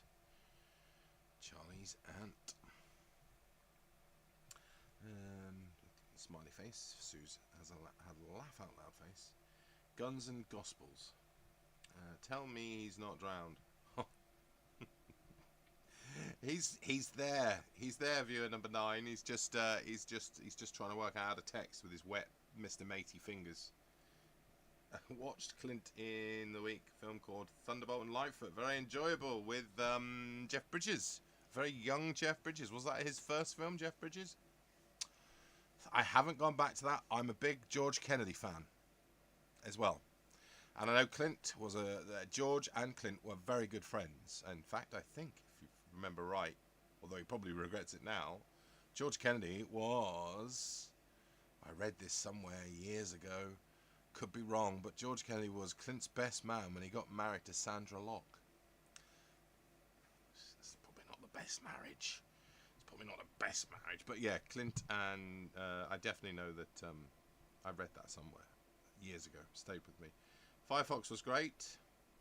Firefox classic 80s Clint Eastwood there. Sort of Cold War, if I remember right. Very those pesky Ruskies and their technology. If you don't know Alan Rudolph, check it out. Thank you, Alan Rudolph. McShane is still going in John Wick. Yes, he is. He plays the hotel guy, doesn't he, in John Wick?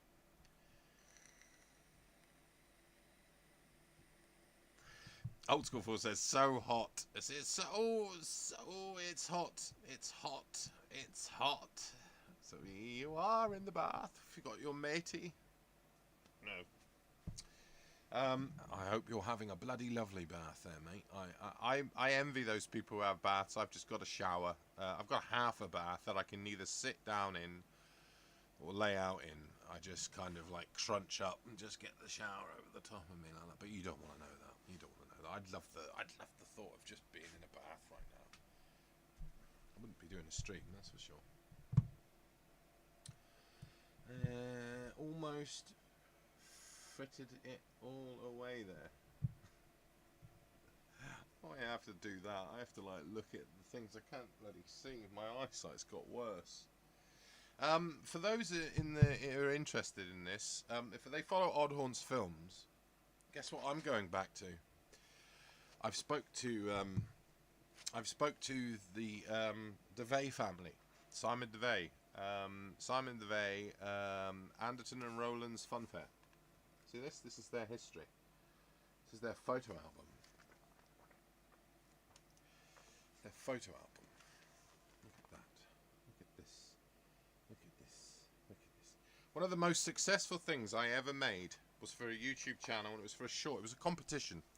It was a short film about the fairground that was a big part of my life growing up, and this fairground in particular was a big part of my life growing up. The Anderton and Rowland Fairground. I made a short film in 2016, shot on an iPhone 4S, and it quite. In fact, there's the Lord Mayor of Dartmouth. That was when I was.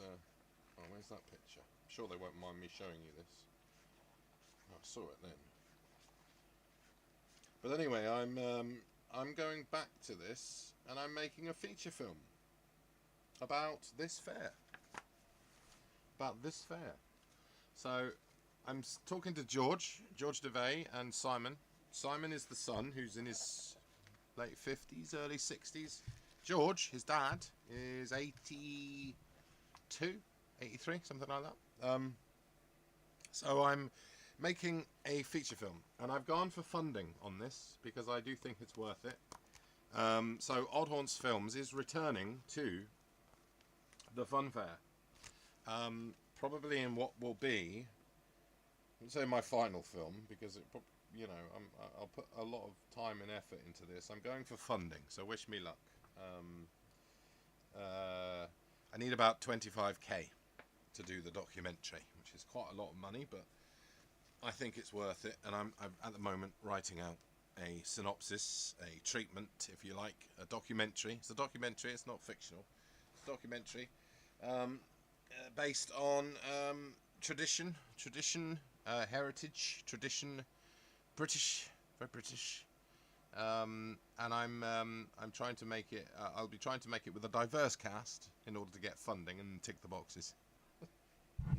But yeah, anyway, that's news on Oddhorn's Films. I just thought I'd let you know, an exclusive there. If you've watched my Fun Fair video, which has had 45,000 views, still the most watched video on Oddhorn's Films. Shot on an iPhone 4S over a period of a week. And chopped down to fit the contest that I entered it in, where I became third, by the way. I came third. It was to win a Sony FSR camera, which was a $4,000 camera, and I came third, and I won £50. £50 in camera vouchers for Jessops. It wasn't. It was the taking part that counts, and I did spend £50 on 35mm film when Jessops actually sold 35mm film. This was back in 2016, 17. So there was. It was a fun thing to do, but I just can't believe how popular it is. And I thought I would still. There is a documentary in me, and I'd love to shoot it cinematically and try and get it in the cinema. That's what I'm doing. I'm gonna do that.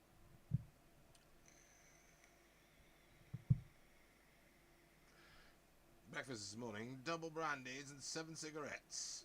Then cycled 3 miles in. I'm 52 years old. Jesus, Alan, that sounds insane. I cycled 8 miles, or 7 or 8 miles today. I basically helped tailors, my dear friends, the Tailors Aboard crew.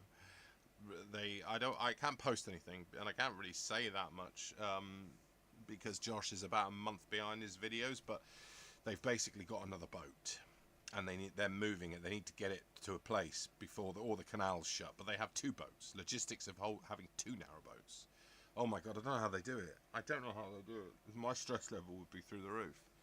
But basically, I help those guys come from Wilton Marina, which is about 20 miles that way, to Braunston today. Help with the locks, and we did. I think we did about 15 locks in all, something like that. And then I had the 8-mile cycle back to my car at Wilton Marina, so I feel a little bit exhausted, and that's why I was a bit late with the stream, because I had to have some food because I felt a bit ill after the cycling in this weather. It's just really muggy today, and I was just dripping with sweat. So you don't want to know that. Like old school Fool is dripping with bubbles. I was dripping with sweat. But I have since had a shower, just to let you know that I'm not ponging. No, it's clean t-shirt. 50 quid if you can name that. 50 quid if you can name her. Who's that? Who's that? Come on, Alan, you get that, wouldn't you? I'll give you a clue. She's a proper film actress in a film that I actually love. I've never seen other films of this person. Honestly, I hold my hand up and say I've never watched her films that she became famous for. But I have seen The Girlfriend Experience by Steven Soderbergh, and I was a big fan of that film. In fact, that's what I want in 4K. I think that would look absolutely amazing, because I love the way Soderbergh movies look. And he probably shot it on a bloody phone as well. He's somebody that's interesting. He's a filmmaker that every year says, "Oh, I've had enough of film, I'm giving up," and then every year he makes 10 films. Yeah, I love Soderbergh. I love him for his inconsistencies. Good on you, Alan. Keep that up. Keep that up. You've got bubbles in your ears, says viewer number 9. I have not VN9, and I resent that accusation. Gotta clear out. Viewer number 9. I love how people abbreviate things. I reckon it was you, old school fool, that said MDC, didn't you? I think it was you, and it stuck, because I remember I started getting that, and I was like, that's a good way of doing it. Who wants to write out Major Dolby's cat? And who is Major Dolby's cat anyway? It's a stupid name.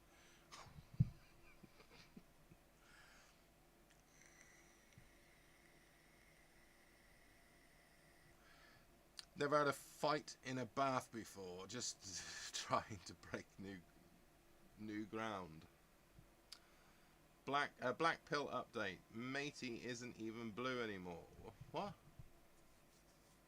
Yeah, it was always like really dark navy blue, glugged out that bowl. What colour is it now then? They've ruined Matey, haven't they? I know, mate, gutted. I have a broken little toe at the moment.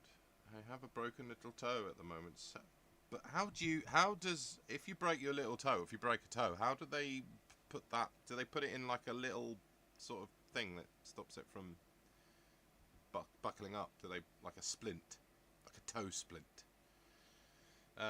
Luckily, I've never broke a bone in my body. Say that.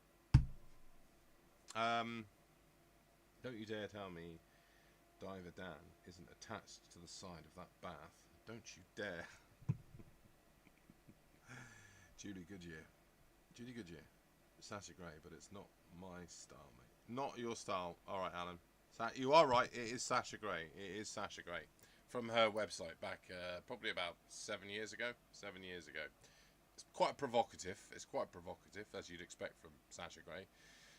Who just happened to give I mean, yes, it wasn't really out of her comfort zone, let's face it. It didn't exactly like put her in a role where it's like Lawrence of Arabia, Soderbergh, but all credit to Sasha Grey. She's one of those very few that start in the adult films and then cross over to mainstream cinema. Well, mainstream cinema with Steven Soderbergh, mainstream.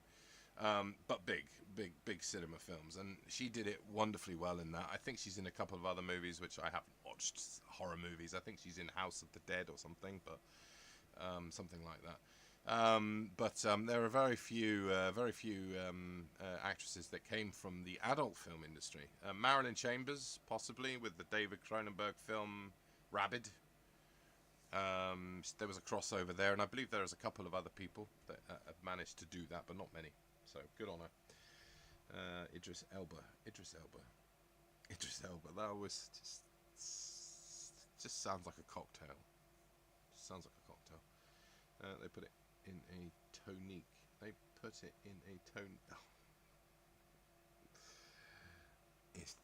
Yeah. Yeah, a tonique. Tonique. Tonique.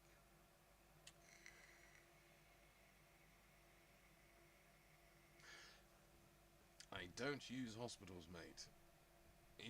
You do it the John Rambo kind of way, don't you, Alan? Like, you know, sew up your own arm after jumping through some trees. First Blood, Part 1. First Blood, Part 1. I want that in 4K. I'm not a big fan of the other films. Rambo 2, it's kind of interesting. Jack Cardiff, cinematographer. God knows how he ended up making Rambo 2, but looks great. Very iconic. Rambo 2 became the big film. First Blood all the way. First Blood all the way. It's a bit like Rocky. Rocky all the way, although Rocky 4. Everyone's got. Tracy Lords, Libertad. Fantastic. And if I had a little button that went, "You are the winner," you would get it along with Alan with the. Yes, Tracy Lords, very popular. I don't know what films that she was in. I think they were kind of like B-movie sci-fis and stuff, but she certainly crossed over. She certainly became a B-movie name. And maybe I'm just thinking of like Sasha Grey came over with Soderbergh, very respected, critically respected director, and along with Marilyn Chambers in Rabid, critically respected David Cronenberg movie or act director. Tracy Lords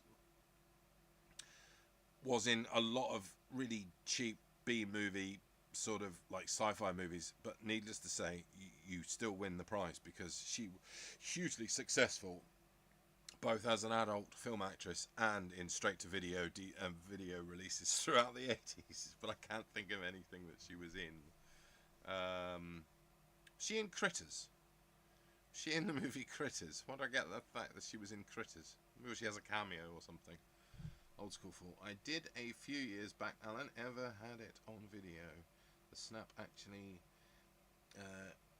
reverbed through the hall, through the hail, through the hall. I can't.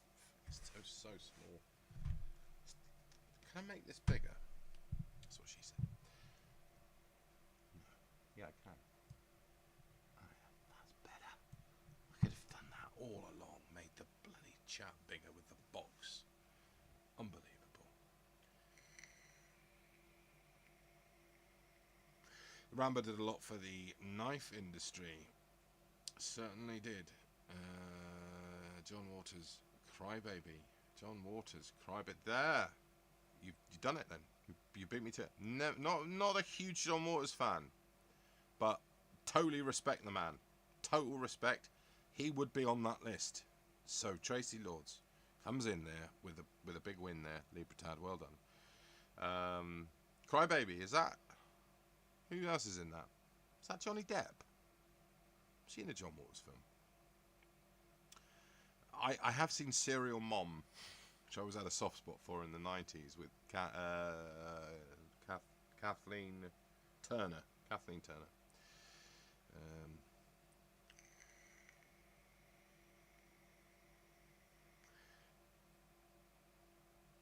Old School 4 reinvented the tourniquet.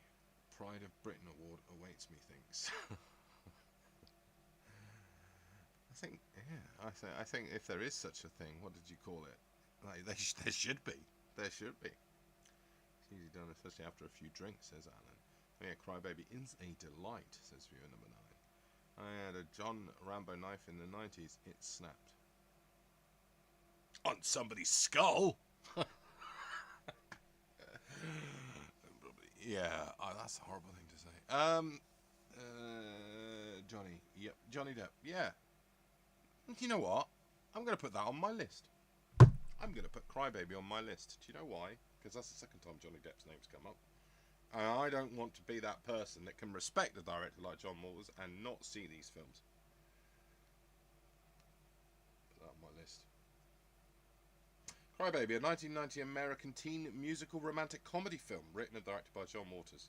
The film stars Johnny Depp as a 1950s teen rebel, Wade Crybaby Walker. Here we go. Put that one on my list. Benny and June is something else that's come up, and that rang a bell. That rang a bell that I have seen that, and I think I really did love that film. That was the first film I think that really put me into the Johnny Depp, like, he's a good actor. And then Donnie Brasco, which I've got a thing about Brian De Palma. Sometimes I can handle a Brian De Palma film, sometimes I can't.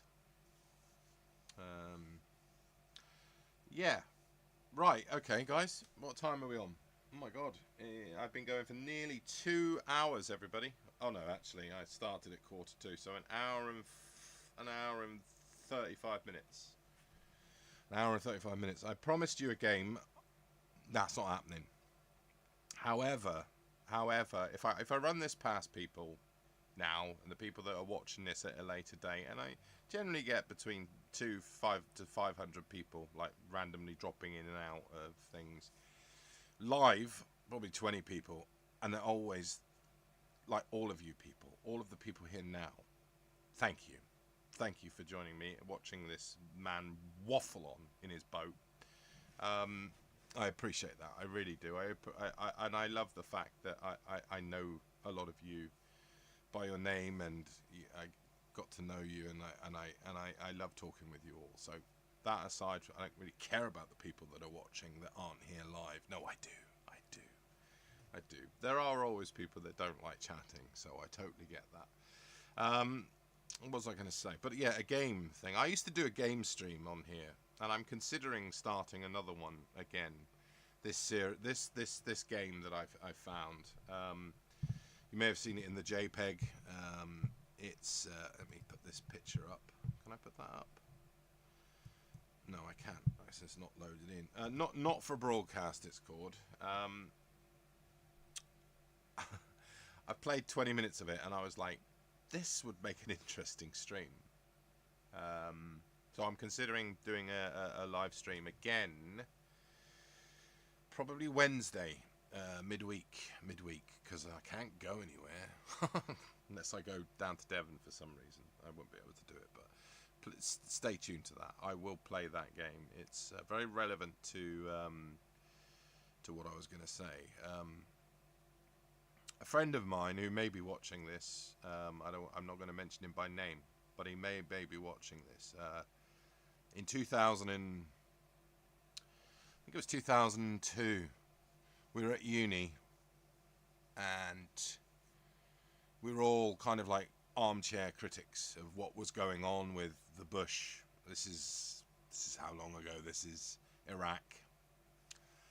And when the Americans kind of invaded Iraq, he was very outspoken, and he joined a demo, a protest, if you like, in London. I think it was 2002. When did we invade? When did America and Britain invade Iraq? 2002? I think it was 2002. While we were all armchair critics way before Facebook and Twitter, and we would all sit round, saying these crazy megalomaniacs in charge of the world, and this isn't going to help anyone, and millions of people are going to get killed, blah blah blah blah blah. This guy kind of attended one of the biggest sort of protests in London, and you know who you are if you're watching this. But I always felt that I should have been there as well. I always felt that I should have been there, because there's only so much kind of, well, you're not doing much. You're just sitting around. You're moaning and groaning about things. You're not really taking action yourself. And I think a lot of the time, especially in this culture where we have all these armchair warriors, social media armchair warrior, kind of, it's like, well, do something. And I think there is a protest that's coming up on the 13th of September where it would be another Iraq protest. If I didn't go, I'd be thinking, where was I when everyone was conveying that kind of energy and putting it to practice, so as the people, powers that be, can see just how many people are there. And I don't want that to happen again on the 13th of September. So I am attending that rally. I was a bit dubious at first, but I am attending that rally. So on the 13th of September, wish me luck. I will be in amongst the free speech people. because no matter how many times we all go on about this stuff, I think action is now required 100%, and I think a lot of people are going to that. So I'm not even going to take my camera. I'm probably not going to. Well, I may take my phone and I may video something of it, but I'm not doing it for social media clicks or anything like that. I'm just doing it for myself because I remember just how much I thought I really should have been there 2002, and I don't want to feel that way again. So that's what I am doing on September the 13th. So I wanted to really sort of like end with that. But this, the whole thing about free speech, I'm not even going to get political on this now, but that game kind of fits into that. It kind of fits into that. It's basically like a video newsroom game where you're in charge of what goes out, and it's an interesting. It's satire, which is quite rare in a computer game, and it seemed to be something that I thought would go down quite well. So I am gonna stream that. Whether I stream it on Wednesday or not, just keep an eye on the community posts. And if you are, any of you guys would be interested in seeing that, just you know, join me for that because I'd love to have you there. Okay, that's I don't know.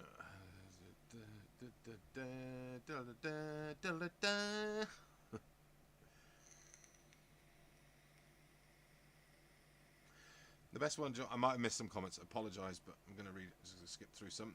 The best one Johnny Depp done was the one where vacationing. National Lampoon's Vacation.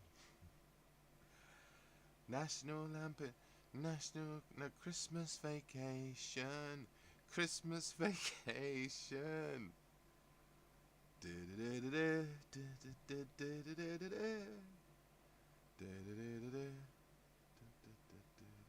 Christmas bonus.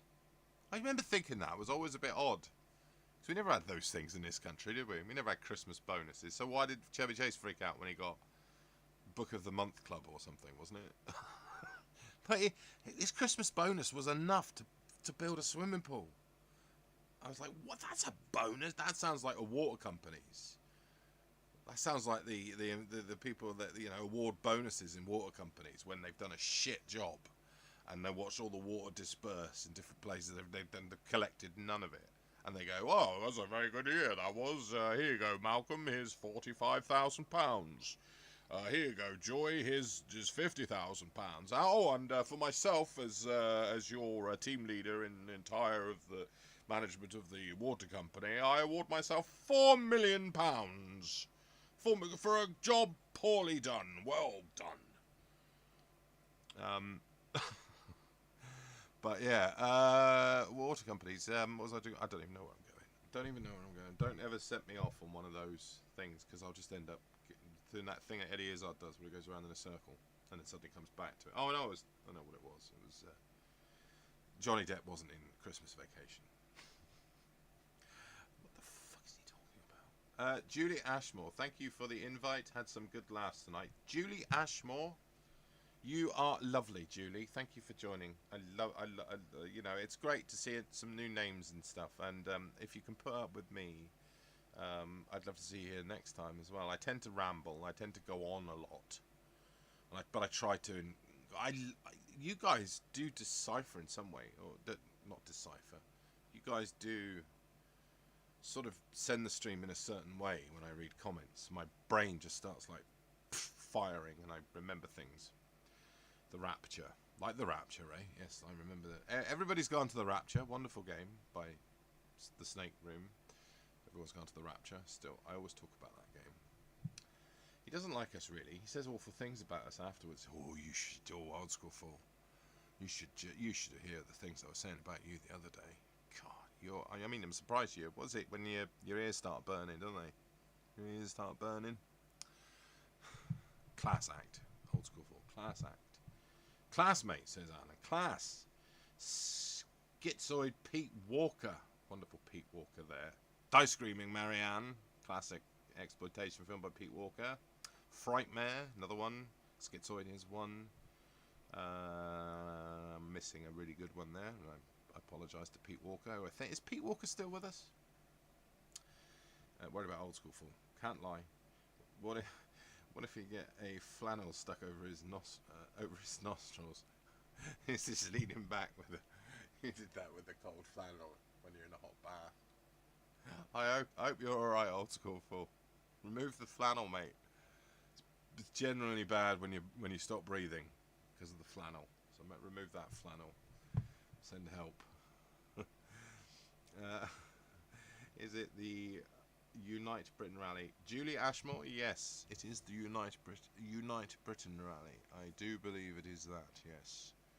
I had apprehensions about going to it for just very briefly, and then I was like, as this country descends further into the madness of my fears of things like digital ID and stuff like that, where I think the first thing that we've seen instigated is the Online Safety Act, which I think is nothing short of censorship to the point where it's redacted shit going on right now. And there's a lot of things. I'm not going to go into the politics, but yes, Unite Britain rally, Unite Britain, and I do think that if I don't attend, then I won't be doing myself justice. And I don't want to just end up being an armchair critic. I'm tired of armchair critic. Everyone's a bloody armchair critic. If you can have the time, and I appreciate that not everyone has the time to do that, or the money to do that, and I certainly those things play on my conscience as well a lot. So I'm not in any particularly special thing, but I just need to do it for myself. Well done for Stan for attending the rally. Thank you, Ray. Appreciate that. Get him out, says Alan Hargreaves. I'll be there. Viewer number 9. If you see me, do come up. If you see me in amongst them, I'm hoping like 40,000 people. Just look for the guy who's 6'7". And I don't know. I'm not going to wear a Union Jack. I'm going to go in as covert as somebody who's 6'7" can be covert, which is not very covert. But have a look. And if you do see me, I don't know what you look like, but if you do see me, just give me a tap on the shoulder. Say I'm viewing them live, and we'll go for a drink. I'll be there. This is view number 9. I'm gonna help in my own way, says Alan. I'm gonna help in my own way. What are you? Is that are you scheming, Alan? Do you have a scheme going? Help in your own way, mate. Because I think, well, I know we're all in the same sort of like we're in the same boat. Not lit. Well, we are now. You're all on a boat. You're on this boat. You're on this boat.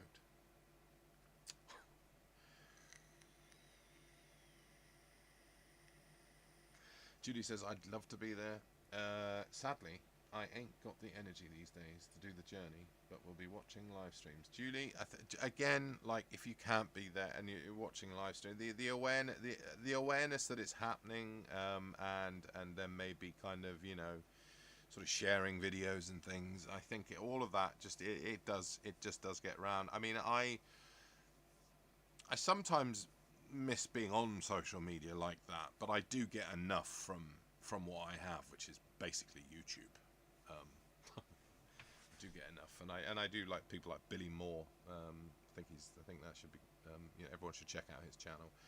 Number 9, he has membership to the Jello Club. Chris, come on, tis the gift that keeps on giving. No shit. You're right, viewer number 9. I should have known that. Book club is a Jello club. It's the Jello club. I love that sequence with the model. Meli Kalikimaka is the wise. I can't remember the words, but it's a Bing Crosby song. And I love when he sort of fantasizes her while she's on the springboard thing. And then you see Cousin Eddie. He's sort of like, Cousin Eddie gets in his fantasy. And he's sort of like waving like that, like with a rubber ring around him, I think, or something. Bloody love Randy Quaid. Well, I don't know. I think he's got a bit mad now, but I love that. I love that dream sequence. I love how he's just in Clark's conscious. It was just there. I'm a huge fan of those 3 movies. I love National Lampoons, and I love Funny Farm. Everyone who knows me knows that I'm a big Chevy Chase fan when it comes to the 3 National Lampoon movies. First, second, and third. I love the first. I think it's a masterpiece of comedy. And then Funny Farm, which I think is an unheralded cult Chevy Chase movie that nobody's ever watched. I think that's a classic as well. Fletch is also in there. Fletch. But yeah. Anyway, I thought I was going to go. Love your channel, says Sarah Burton. Thank you, Sarah, and please do stay. It's not all a waffling man of just, you know, on a live stream. I will be. I hope it. I was going to be mentioning a little bit about the Tom Sawyer series I'm uploading. It's a slow, gradual burner. Do you know what? I've been trying to find a British show that's going to appeal to Americans, and I look at the demographics of the analytics of that show. My God, is it like 30% British, 30% United Kingdom, and like 70% America? And I'm like, I've done it. I've done it. I'm appealing to the 1 or 2% who subscribe to Major Toby's Cat who are American. And, you know, most Americans would be like, what on earth is this shite? They don't even say shite, do they? But it's going down really well, and I've touched that audience, and to be honest, I've watched them as they've gone out, and I've really enjoyed that. I'm really enjoying it. There's another 2 episodes, and then we have a bit of a change up. The Americans who were coming are now going to be going to the side, and I have some classic 90s, a 90s TV show that you never realised you missed until you watch it. It's a wonderful series, and it's kind of up there with the McGovern stuff, but it's very rare. Very rare. It's about a radio station in Manchester. To give you a hint there. Was it Liverpool? It's Liverpool. I was getting Manchester and Liverpool mixed up. It's terrible. Sorry if you're from there.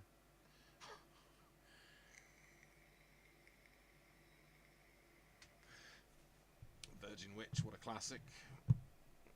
Sarah Button, love your channel. Thanks to Sarah. I said that. No, we know what it is. Are you a fan of Charlie Veach? Yes and no, Sarah Burton. Yes and no. Made a short video of Charlie Veach. I basically said that a lot of those street activists go around poking a hornet's nest with a stick, and they expect not to get stung. And whether you agree with street activism, which is why I like Billy Moore. I think Billy Moore goes about it very differently. I think the others are poking a hornet's nest with a stick, and I think Veach does that. I think he's been doing that for a while. Hence why he has to have bodyguards and Billy Moore doesn't. I mean, it's fairly obvious now that what his style is. I do watch the Veach. I do watch every so often. I don't subscribe, but I do watch every so often. It pops up, or if something happens, or I hear it through Billy Moore. Sometimes there's a crossover. There's like a Frasier Cheers crossover with street activists. And you get like DJ Media there, and you get like Charlie Veach, and you get Billy Moore, and I'm beginning to see the crossover point where it's like, oh, this is like Falcon Crest and Dallas of street activism. So yeah, I do watch it. I do watch it every so often when they make a crossover. Viewer number 9. I'm 5'2". It's not the height; it's what you do with it. Viewer number 9. 5'2". Could you go on somebody's shoulders? Being rude now. Go on somebody's shoulders. Just ask the person that you're with. Do you mind if I go on somebody's, just so as I can see whether there's a guy who's 6'7". 5'2" is perfectly fine. You know, it's perfectly fine. You'd be great at helping me pick stuff from the bottom shelf. I could do the top shelf for you. So if you needed, I don't know, what's always on the top shelf, like pasta. Like you want a specific pasta. You don't want fusilli. You want cannoli or whatever. Some kind of really fancy pasta, and it's on the top shelf. I could easily reach that for you. Okay, there you go, viewer number 9. And could you? What's always on the bottom shelf? What's always on the bottom shelf? Salt, sea salt. Oh, could you go me the sea salt? See, that would work. That works. 5'2" is fine. Be fine. Not gonna lie. These days, I'm worried about using the tube. In the 80s and 90s, I'd be travelling on my own without any worries. Julie, I'm totally with you. Are you in London? Are you in London? I lived in London for a while. I lived in London for 3 years in Crystal Palace. It wasn't quite London, but southeast. I was always... I mean, yeah. I can understand that, even from a male perspective, somebody who's, you know, quite a daunting figure. I have felt vulnerable when I'm on the tube of late. I was in London doing a voiceover course earlier in the year. I had to go in every Wednesday, every Tuesday, and Monday. Every Monday. I went in for like 6 weeks. And yeah, there were a couple of occasions I felt uncomfortable. So I totally get where you're coming from. And this is, without sounding like, you know, the whole nationalist thing, but it's your country, Julie. It's your country. You know, you shouldn't feel this. You shouldn't have to feel this. There is no need to feel this. And I feel like all of these kind of angst has been pushed upon us, and we were never asked. Let's give you an idea of something along the lines of where I was following for a while, but we were never asked. You know, and I think to lose that sense of your own safety because of stats and policies is immoral and unjust, and I'm sorry that you feel that way. Please drag Old School Fool to London September the 13th, regardless of all political preferences. I've fallen in love with Old School. 'Tis true, not ashamed. Nope. Have you? I mean, Old School. His channel is wonderful. And I always do say put a link to Old School Fool's channel. Stepasaur.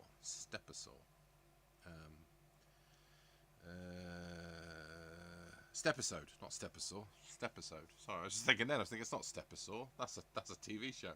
Stepisodes. Stepisode 1, Stepisode 2, Stepisode 3. I keep getting like loads of recommendations. I've watched them all, but I keep going back to them as well. So yeah, and it's Stepisode. STEP. I'm going to put a link in again. Old School. I'm going to put a link in again. But yeah, he's a very talented man. Is Old School Fool. Very talented man. He can have a bath and talk on YouTube at the same time, which not many people can do.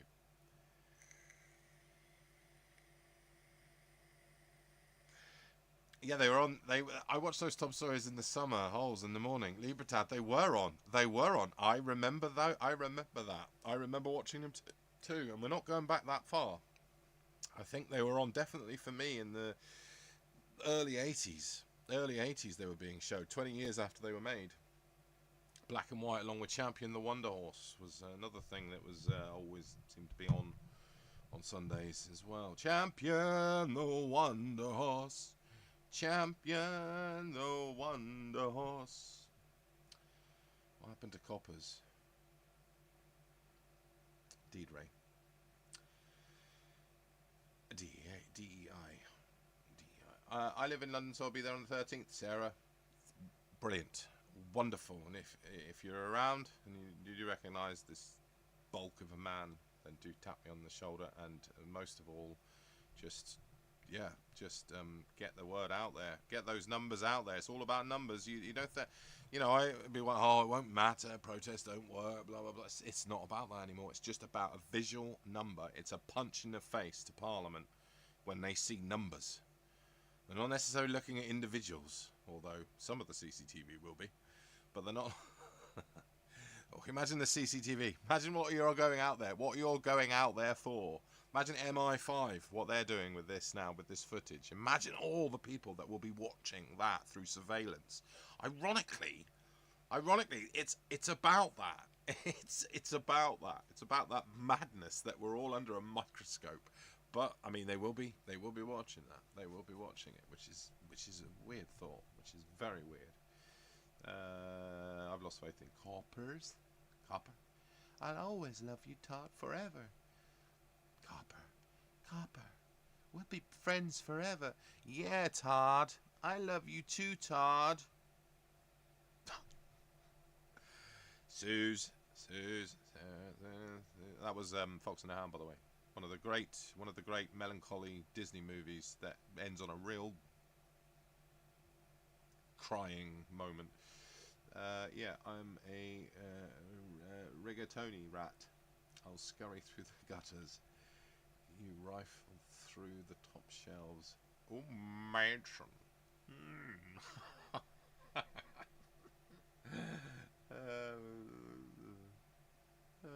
Right. I think I've skipped. Oh, it's the chat thing.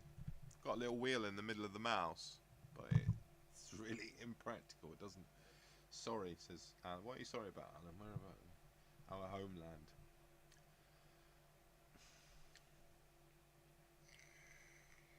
gonna keep this stream away from the politics, Alan Button, with you, mate. Kurt likes curry. What? What? Right. CCTV will pick up all the tall guys. Thanks, Ray. Probably will. Julie Ashmore. Leeds today brought a tear to my eye. Did anyone hear the song halfway through the video? No. I'll check that out, Julie. So uplifting. Okay. Leeds today brought a tear to my eye. Did anyone hear the song halfway through the video? What was that? What was that in reference to, Julie? Just so I can check that out.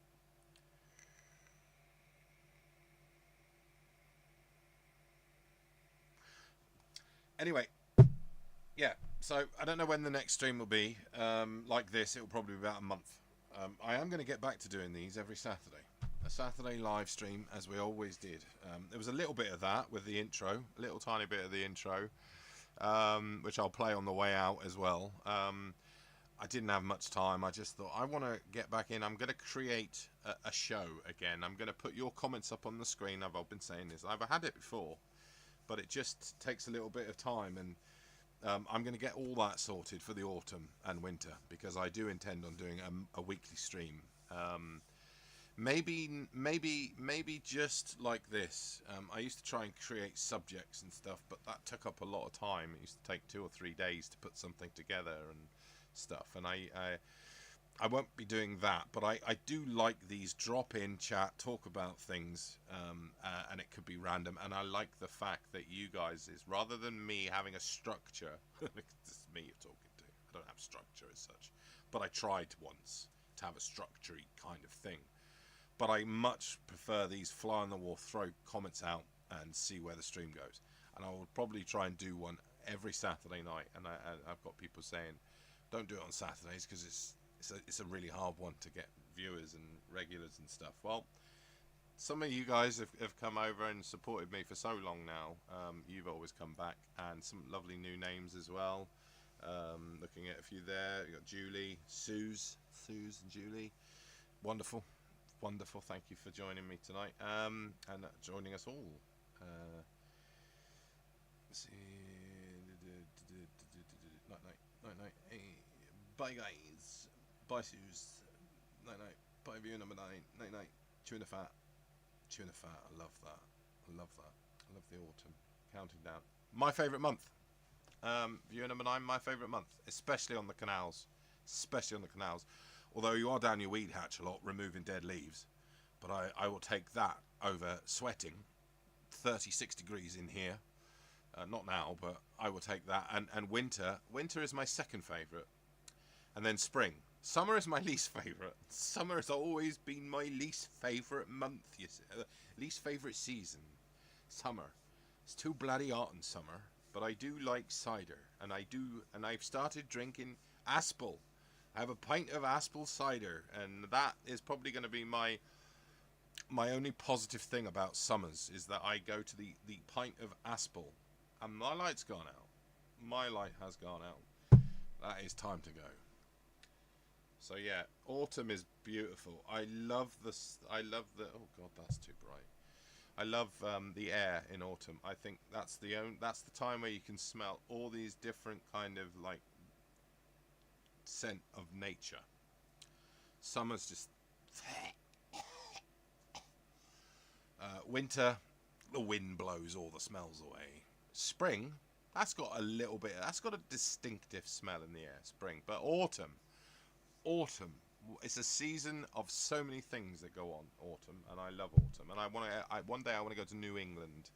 I want to go to New England and I want to see autumn over there in like Massachusetts or something like that. Some weird place that I haven't been to, and I've been to a lot of places in America, but that part of it I haven't.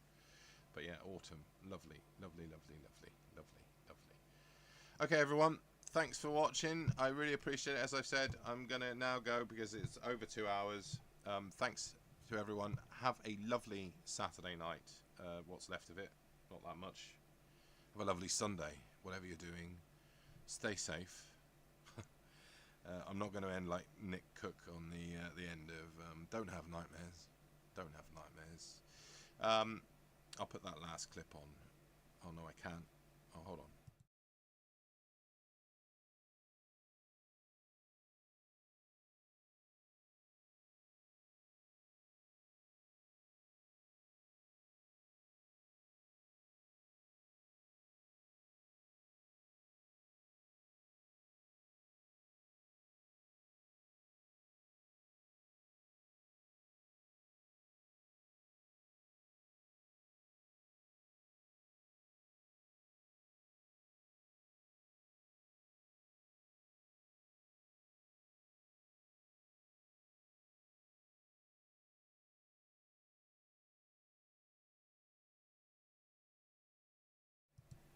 very, very silly.